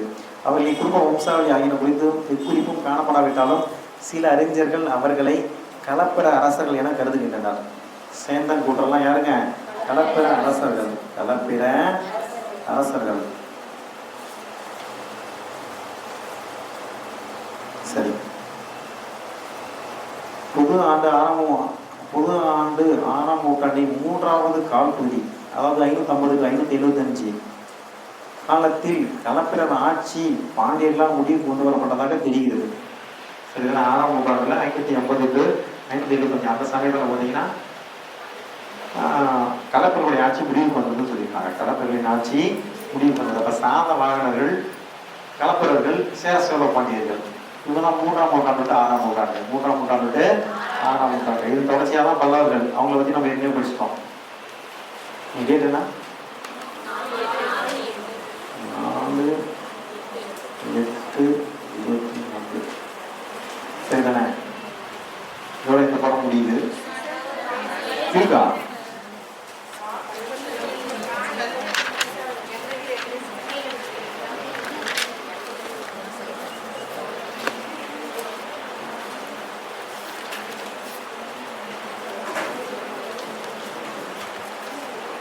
சரி, ஓகே. இந்த பழைய புக் வச்சுக்கோங்களா, இதை 2 பக்கம் ஜெராக்ஸ் பண்ணிக்கோங்க. அதுதானா? தமிழ்நாடு அரசின் தொழில்துறை வெளியிட்டுள்ள கீழடி 4ஆம் பட்ட அகழாய்வு அறிக்கையின் சிறப்பு அம்சங்கள் இருக்கிறதா இல்லையா? இருக்கிறது. கீழடியில் 2018ஆம் ஆண்டு மேற்கொள்ளப்பட்ட 4 பக்கம் இருக்கா? இப்ப உங்ககிட்ட இல்லை, எல்லாத்துலையும் இருக்கா 4 பக்கம்?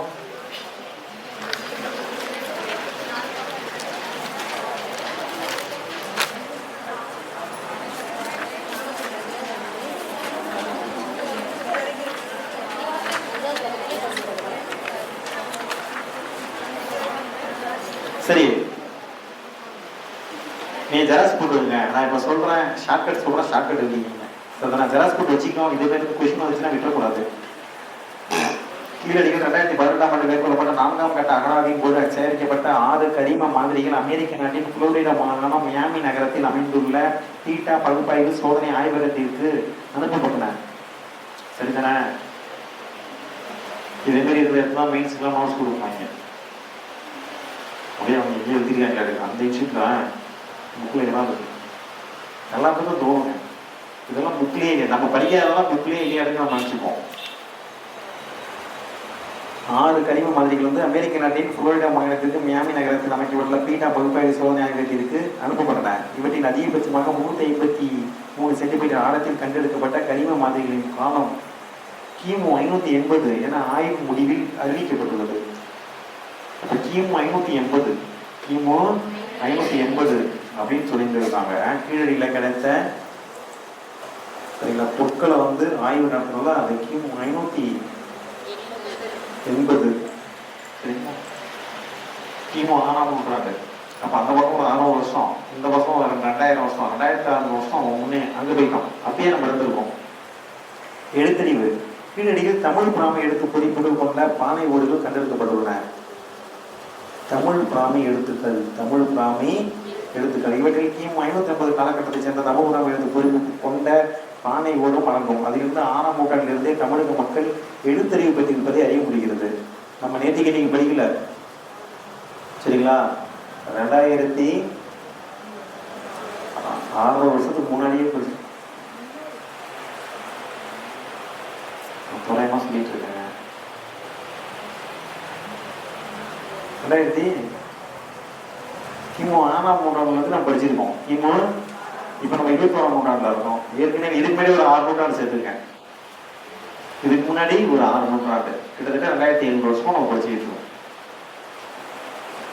வேளாண் சமூகம் கொண்ட மற்றும் கால்நடை வளர்ப்பு கீழடி அகழாய்வில் கண்டு வெளிக்கொணரப்பட்ட விலங்குகளின் 70 எலும்பு தொகுதி துண்டுகளின் மாதிரிகள் புனேவின் தக்கான கல்லூரி முதுகலை மற்றும் ஆராய்ச்சி நிறுவனம் பகுப்பாய்வு செய்து சமர்ப்பித்த உடைந்த எலும்பு துண்டுகள் பகுப்பாய்வு அறிக்கையின்படி வகைப்படுத்தப்பட்டதில் திமிலுள்ள பசு, காளை, எருமை, செம்மறியாடு, வெள்ளாடு, கலைமான், காட்டுப்பன்றி மற்றும் மயில் ஆகிய உயிரினங்களுக்குரியவை என்று அடையாளம் காணப்பட்டுள்ளன. எலும்பு துண்டுகள்லாம் கிடைச்சிச்சு, அதெல்லாம் ஆராய்ச்சி பண்ணால் அதெல்லாம் பசு, காளை, எருமை, செம்மறியாடு, வெள்ளையாடு, கலைமான், காட்டுப்பன்றி, மயில் இந்த உயிரினங்கள் அப்படின்னு தெரிய வருது. கட்டட தொழில்நுட்பம்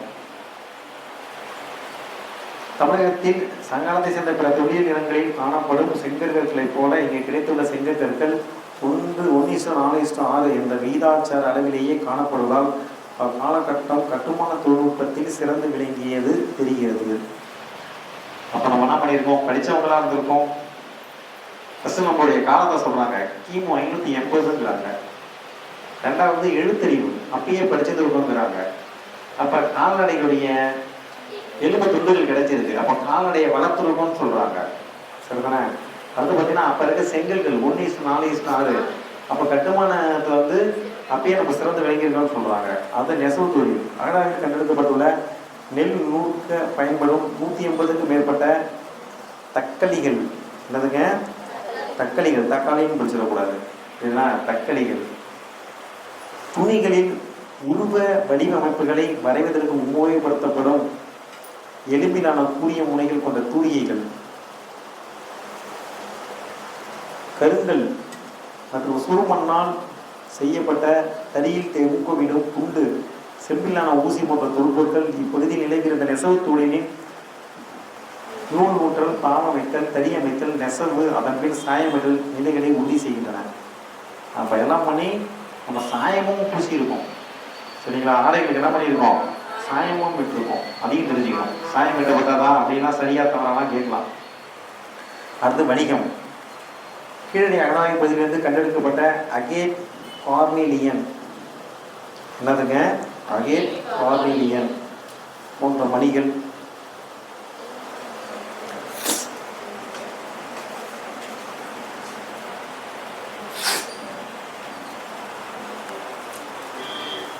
அக்கா கீழே கிடப்பது கார்னியின் மணி.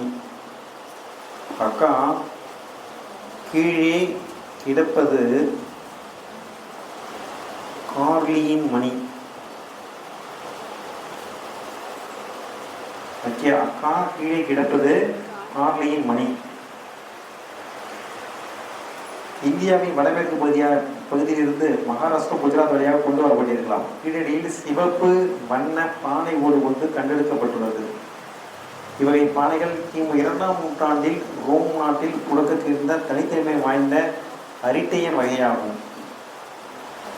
அப்போ கீழடியில் சரிங்களா ஒரு மட்பாண்டம் கிடைச்சிச்சு, அதுக்கு பேர் என்னன்னு கேட்பாங்க. எதுங்க? அரிட்டையன். அது அதே மாதிரி ரோம் நாட்டிலையும் இருந்தது, சரிங்களா? ரோம் நாட்டில் புழக்கத்தில் இருந்த பானை தான் இங்கே கிடைச்சிச்சு, சரிங்களா? அது போல சரி, அது போல தனி அரிட்டையன் வகை பானை, சரிதானே?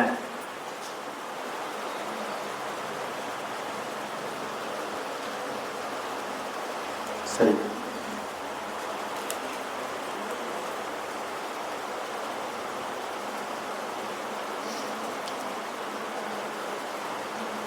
ஓகே. ரூம்ல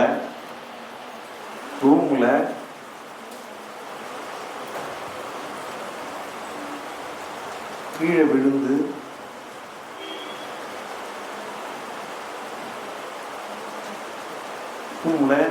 கீழே விழுந்து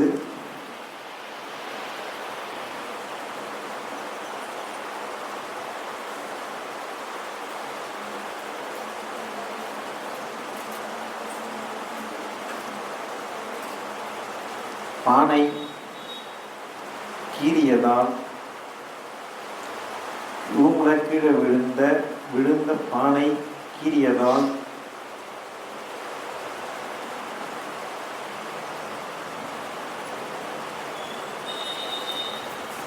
சிவப்பு நிறத்தில் ரத்தம் வந்தது.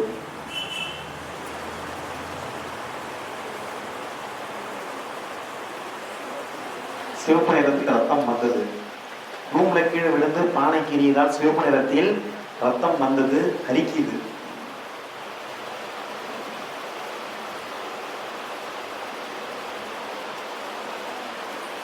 ரூம்ல கீழே விழுந்து பானை கீறியதால் சிவப்பு நிறத்தில் ரத்தம் வந்தது, அரிக்குது. அரியாச்சா? அப்ப என்ன இருக்கும்? பானை அது ரோம் நாட்டில் இருந்துச்சு, சரிதானே? அது சிவப்பு நிறத்தில் இருந்துச்சு. அரிக்குதுன்னா அரிட்டைன். என்னதுங்க? அரிட்டைன், சரிங்களா? தங்கத்திலான 7 ஆவண துண்டுகள், செம்மணிகள், சிறிய துண்டுகள், மதிப்புமிக்க மணிகள், கல்மணிகள், கண்ணாடி மணிகள், சங்காலும் தந்தத்தாலும் செய்யப்பட்ட வளையல்கள், சீப்புகள் ஆகிய பொருட்கள் கண்டெடுக்கப்பட்டுள்ளன. இத்தகைய மதிப்புள்ள அணிகலன்கள் ஏனைய அணிகலனுக்கும் சககால சமூகம் பழமையுடன் இருந்ததற்கான சான்றுகளாகும். மேலும் கண்ணாடி, படிகம், குவார்ட்ஸ், வண்ணம் தீட்டப்பட்ட மண்ணாலான மணிகள், அகேட் கார்லினியன் மற்றும் சுடுமண் ஆகியவற்றால் செய்யப்பட்ட 4000க்கும் மேற்பட்ட மணிகள் சேகரிக்கப்பட்டுள்ளன. ஏற்கனவே அகேட் கார்லினியன் பற்றி படிச்சிருக்கோம், சரிங்களா? கார்லினியன் பற்றி படிச்சிருக்கோம். அப்புறம் சுடுமண் அதால் செய்யப்பட்ட அணிகலனையும் சொல்லிட்டு இருக்காங்க. அப்போ நிறைய அணிகலன்களை அணிந்தார்கள் அப்படிங்கிறத தெரிஞ்சுக்கலாம், சரிங்களா? அப்பயே தொங்கட்டாலாம் போட்டிருக்காங்க. தொங்கட்டா, வளையம், ஊசி. அடுத்த பிறகு இரும்பு பொருட்கள். அகடாவில் இரும்பு ஆணிகள், மற்றும் கத்திகளின் பாகங்கள் குறிப்பிடத்தக்க அளவில் கண்டெடுக்கப்பட்டுள்ளன. அவை இரும்புலாம் பயன்படுத்தியிருக்கோம். சுடுமண் உருவங்கள். சுடுமணலான 13 மனித உருவங்கள், 3 விலங்கு உருவங்கள், 600க்கும் மேற்பட்ட விளையாட்டு பொருட்கள், 28 காதணிகள் கிடைக்கப்பட்டுள்ளன. அவங்க பொம்மை செஞ்சிருக்காங்க, சுடுமண் உருவங்கள். சரிதானா? பொம்மைலாம் கிடைச்சிருக்குது. விளையாட்டு மற்றும் பொழுதுபோக்குகள். தமிழ்நாட்டு அகடாக கண்டெடுத்துள்ள பகடைக்காய், வட்ட சில்லுகள் மற்றும் ஆட்டக்காய்கள் அன்றைய சமூகத்தின் வாழ்க்கை முறையையும் பொழுதுபோக்கு அம்சங்களையும் பிரதிபலிக்கின்றன. அகடாவில் கிடைக்கப்பட்ட விளையாட்டு பொருட்களில் பெரும்பாலானவை சுடுமணலானவை. எதானவை? இது எக்ஸாம்பிள் கேட்கலாம், வாய்ப்பு இருக்கு. விளையாட்டு பொருட்கள் பெரும்பாலும் எதானவை அப்படின்னா சுடுமணலானவை. தட்டையான வடிவில் உள்ள பானை ஓட்டின் விளிம்புகள் நன்கு தேய்க்கப்பட்டு வட்ட வடிவத்தை கொண்டிருக்கும் விளையாட்டு பொருள் சில்லு என்று அழைக்கப்படுகிறது. சில்லுலாம் நமக்கு தெரியும், நம்ம சின்ன வயசுல விளையாண்டுருக்கோம். இவை சில்லுகள் விளையாடுறதுக்கு பயன்படுத்தப்பட்டன. இப்போ நீங்கள் அதான் கீழடி காலத்தை சேர்ந்தவரா அப்படின்னு கேட்கக்கூடாது.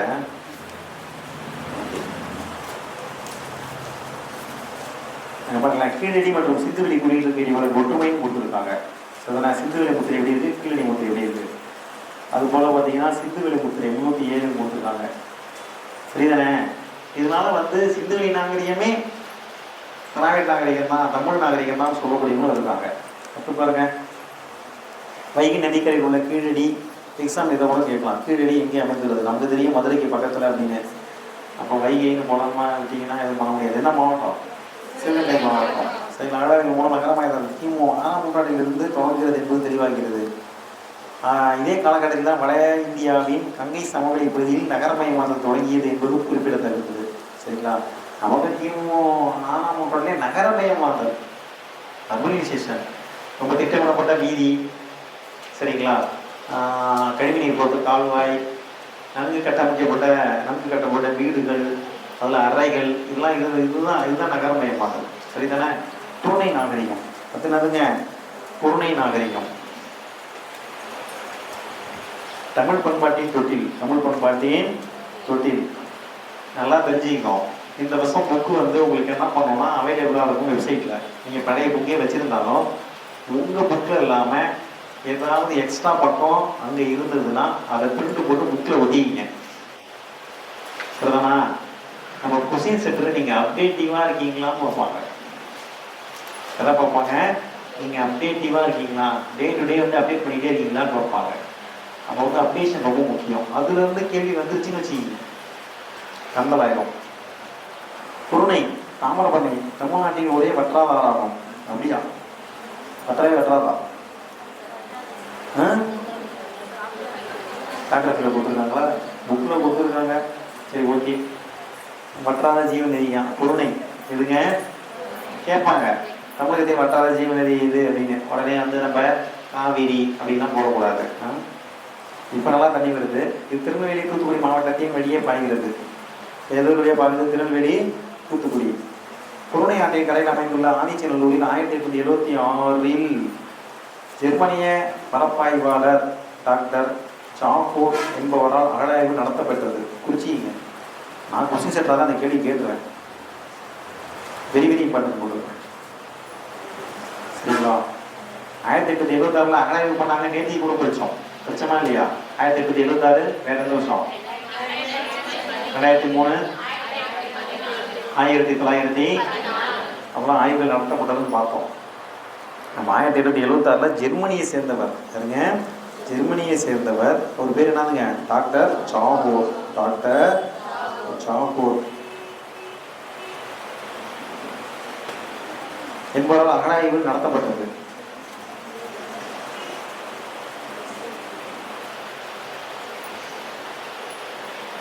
குருணை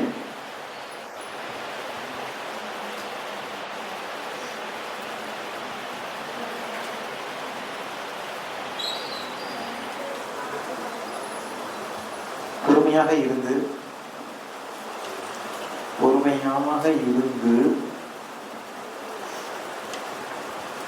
ஜெயித்தால்,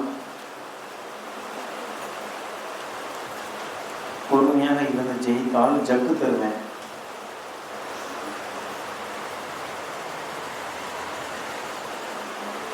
பொறுமையாக இருந்து ஜெயிச்சால் என்ன தருவேன்?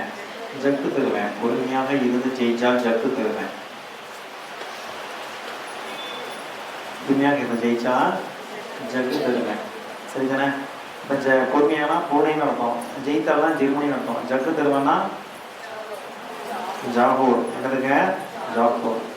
பின்ன இங்கிலாந்து நாட்டை சேர்ந்த அலெக்சாண்டர் ரி, சரிதானே? இங்கிலாந்து நாட்டை சேர்ந்த அலெக்சாண்டர் ரி 1899 1905 வரையிலும் ஆதிச்சநல்லூரில் அகழாய்வு செய்தார்.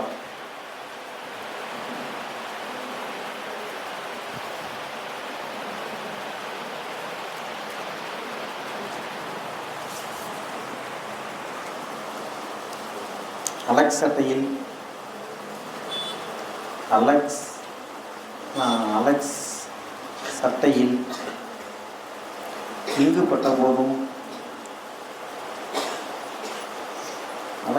இங்கு பட்ட போதும் பொறுமையாக இருந்தார்.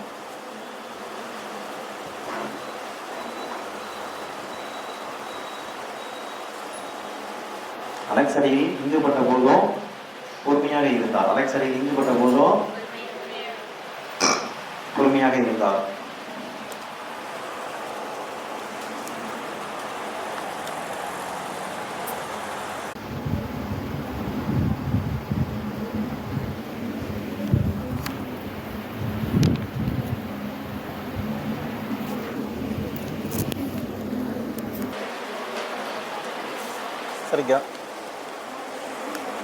சரியாங்க.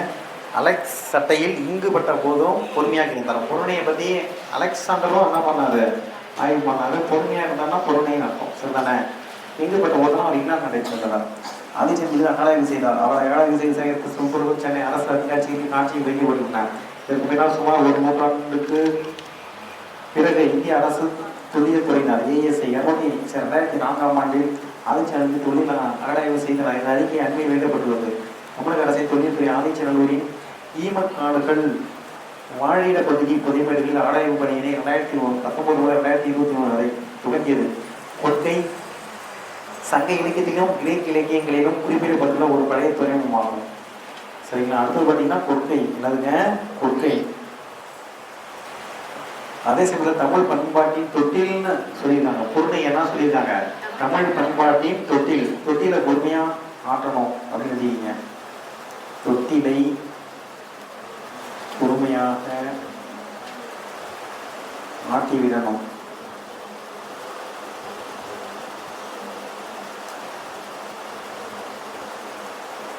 தொட்டிலை பொறுமையாக ஆட்டிவிடணும். சரிதானே? சங்க இலக்கியத்திலையும் கிரேக் இலக்கியத்திலையும் குறிப்பிடப்பட்டுள்ள ஒரு பழமையான பழைய துறைமுகம். தமிழக அரசின் தொழில் துறையினரால் 1968 இங்கு அகழாய்வு நடத்தப்பட்டது. தற்சமயம் இங்கு நடைபெற்று வரும் அகழாய்வானது 2020-21 கொற்கை துறைமுகத்தையும் அதனது அயலக தொடர்பையும் குறித்து பல சுவையான தகவலை வெளிப்படுத்தி வருகின்றன. ஆதிச்சநல்லூரிலிருந்து சில கிலோமீட்டர் உள்ள சிவகலை என்ன ஊருங்க? சிவகலை என்ற ஊரில் 2019 நடத்தப்பட்ட அகழாய்வில் ஒரு தாழிலிருந்து கிடைத்த உமி நீக்கிய நெல்மணி கிடைச்சிருக்கு. உமி நீக்கிய நெல்மணி, நெல்லுன்னா உமியோட இருக்கும், அது நீக்கிய அரிசி கிடைச்சிருக்கு. அமெரிக்காவின் மியாமினிக்கு உள்ள பீட்டா ஆயுதத்தில் கரிம பொருள் பயிர்ப்பு உட்படுத்தும் போது அவரது காலம் பொது ஆண்டிற்கு முந்தைய காலத்தை கிமு 1155 சேர்ந்ததாக காலக்கணக்கீடு செய்யப்பட்டது. 1155 கிமு. சரிதானே? அவர் எவ்வளோ பழசு பாருங்க. அப்பயே நம்ம விவசாயம் பண்ணி நெல்லெல்லாம் பண்ணி அந்த உண்மையெல்லாம் நீக்கிடுவோம். இது தாமிரபரணி பண்பாடு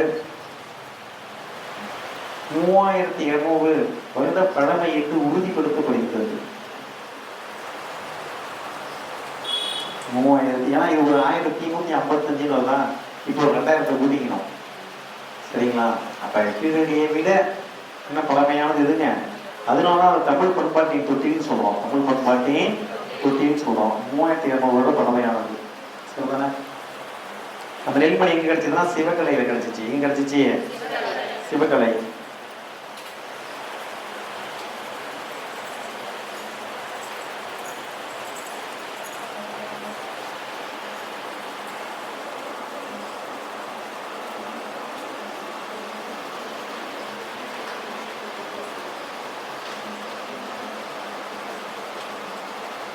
சரிங்களா? ஒரு ஷார்ட்கட் எழுதுங்க. சிவகலை.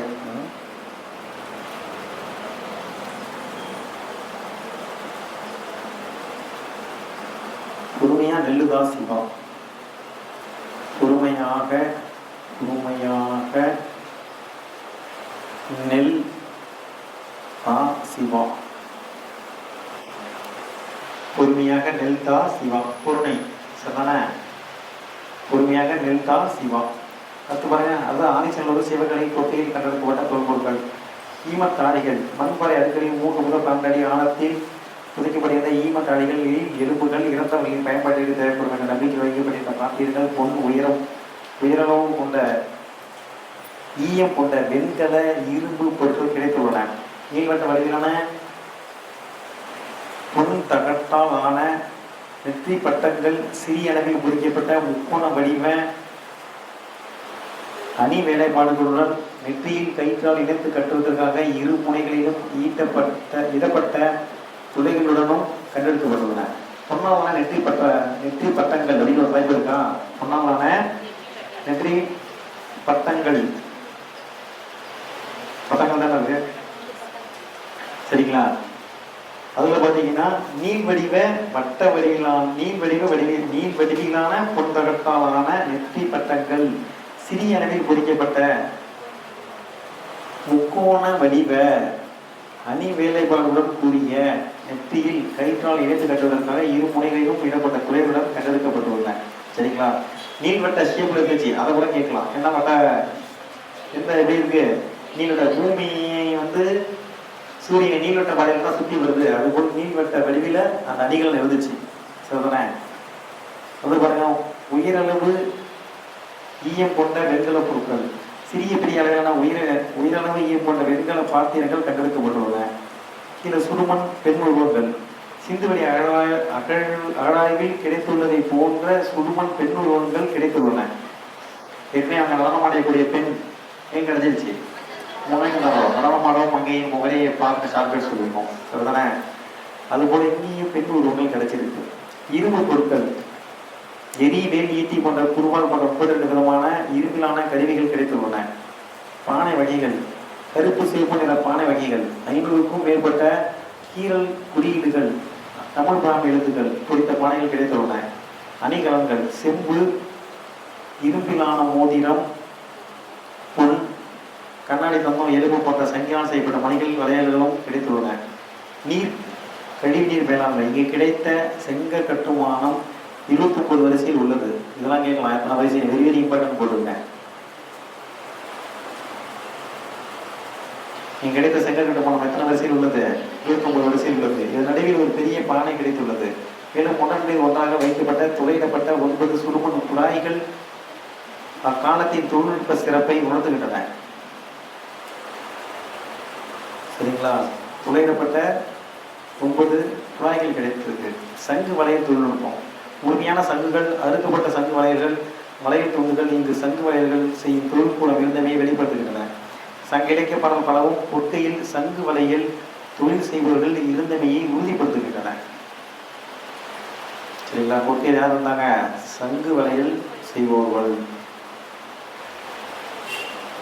பாருங்க, அயலக தொடர்பு வெளிப்படுத்தும் பானை ஓடுகளும் நாணயங்களும். இங்கே கிடைத்திருக்கும் அயல்நாட்டு பானை ஓடுகள் மற்றும் கருப்பு நிற மெருகேற்றப்பட்ட மண்பாண்டங்கள் பொதுநாட்டுக்கு முன்னாடி கிமு 6ஆம் நூற்றாண்டிற்கு முன்பிருந்தே தமிழகம் உலகின் பிற பகுதிகளுடன் கொண்டிருந்த வணிக தொடர்புகளை உறுதிப்படுத்துகின்றன. அப்ப நம்ம 3200 வருஷத்துக்கு முன்னாடியே கிமு 6ஆம் நூற்றாண்டுக்கு முன்னாடியே என்ன பண்ணியிருக்கோம்? பிற நாடுகளுடன் வணிக தொடர்பு. கேட்குற மாதிரி கேள்விலாம் என்ன அப்படின்னா, இங்க பார்த்ததுல நான் ரிவைஸ் பண்றேன். அதோடைய காலம் கேட்கலாம். கீழடி 580 அப்படின்னு சொல்லிட்டு இருக்காங்க. தமிழ் பிராமி எழுத்துக்கள் குறிக்கப்பட்ட பானைகள் கிடைச்சிருக்கு. வேளாண் சமூகம் அவன் வளர்த்துருக்கோம், கால்நடைகளை வளர்த்துருப்போம். கட்டட தொழில்நுட்பம், அந்த செங்கல் பார்த்தீங்கன்னா 1:4:6 கிடைச்சிருக்குது. அடுத்து பார்த்தீங்கன்னா உங்களுக்கு தக்களிகள், நெசவு தொழில் செய்வதற்கான சான்றாக தக்களிகள் கிடைத்திருக்குது. மணிகள், அகேட் கார்னிலியன் மணிகள் கிடைச்சிருக்கு. கிடைச்ச பானை பார்த்தீங்கன்னா அரிடைம் வகை பானை, அது ரோம் நகர வழக்கத்தில் இருந்துச்சு. சரிங்களா? சுடுமண்ணால் செய்யப்பட்ட மணிகளும் கிடைச்சிருக்கு, இரும்பாலான பொருட்கள் கிடைச்சிருக்கு, சுடுமண் உருவங்கள் கிடைச்சிருக்கு, விளையாட்டுக்கு பகடக்காய், வட்ட செல்கள், ஆட்டக்காய்கள்லாம் நமக்கு கிடைச்சிருக்கு. இதோட முக்கியம், பொருளை தமிழ்நாட்டின் ஒரே வற்றாத ஆறு. 2வது பாயிண்ட், தமிழ் பண்பாட்டின் தொட்டில்னு அழைக்கப்படுகிறது. 1876 அதை ஆய்வு செஞ்சவர் பார்த்தீங்கன்னா ஜெர்மனியை சேர்ந்த டாக்டர் சாகோ. அதன் தொடர்ச்சியாக இங்கிலாந்து நாட்டை சேர்ந்த அலெக்சாண்டர் டி. அவர் 1899 1905 வரைக்கும் அகழாய்வு செய்திருக்கிறார். கொற்கையை பொறுத்த வரைக்கும் சங்க இலக்கியத்திலையும் கிரேக்க இலக்கியத்திலையும் குறிப்பிட்டிருக்காங்க.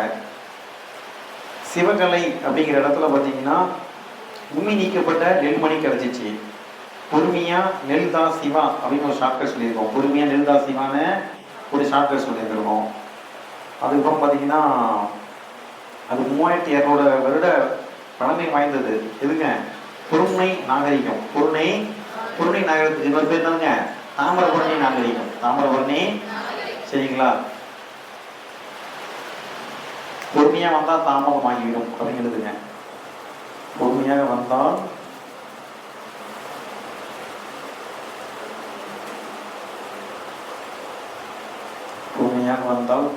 தாமதம்.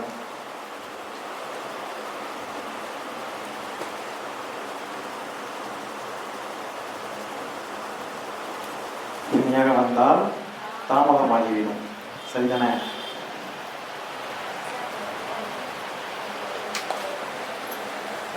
நிமிஷம் தான் ஓடிடுது, படம் வந்துச்சு.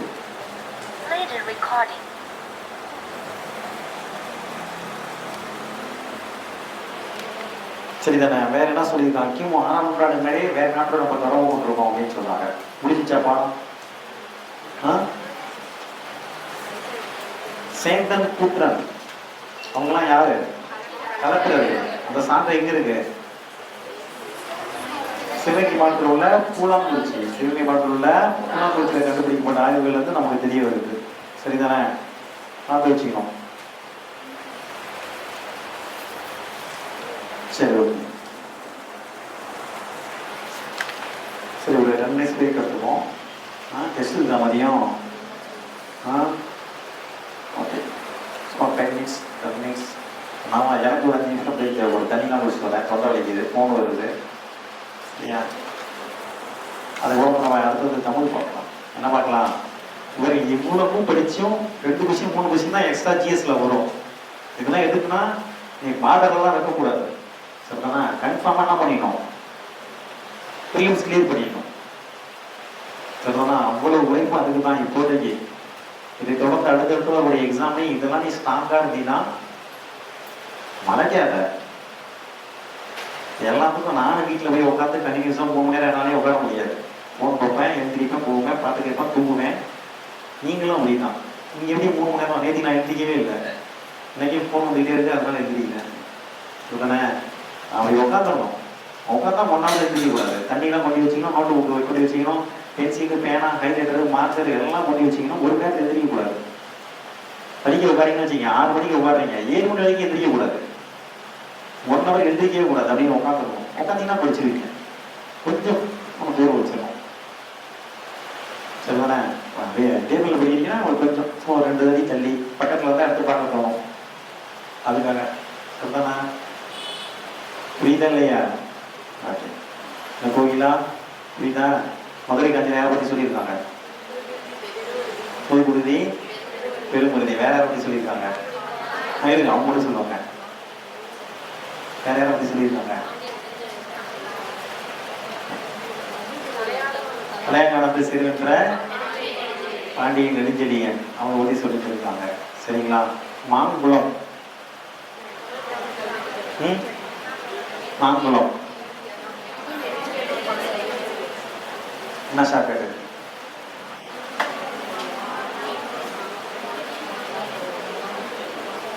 என்ன செல்வி?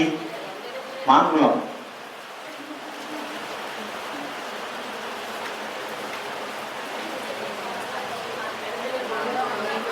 ஜெயலட்சுமி சொல்லுங்க. மாங்குளம். நெடுஞ்சல் என்னமோ வர மாங்காய் வாங்கிட்டு வர. சரிங்களா? ஓகே. எத்தனாவது போனோம்? 5வது போனோம்.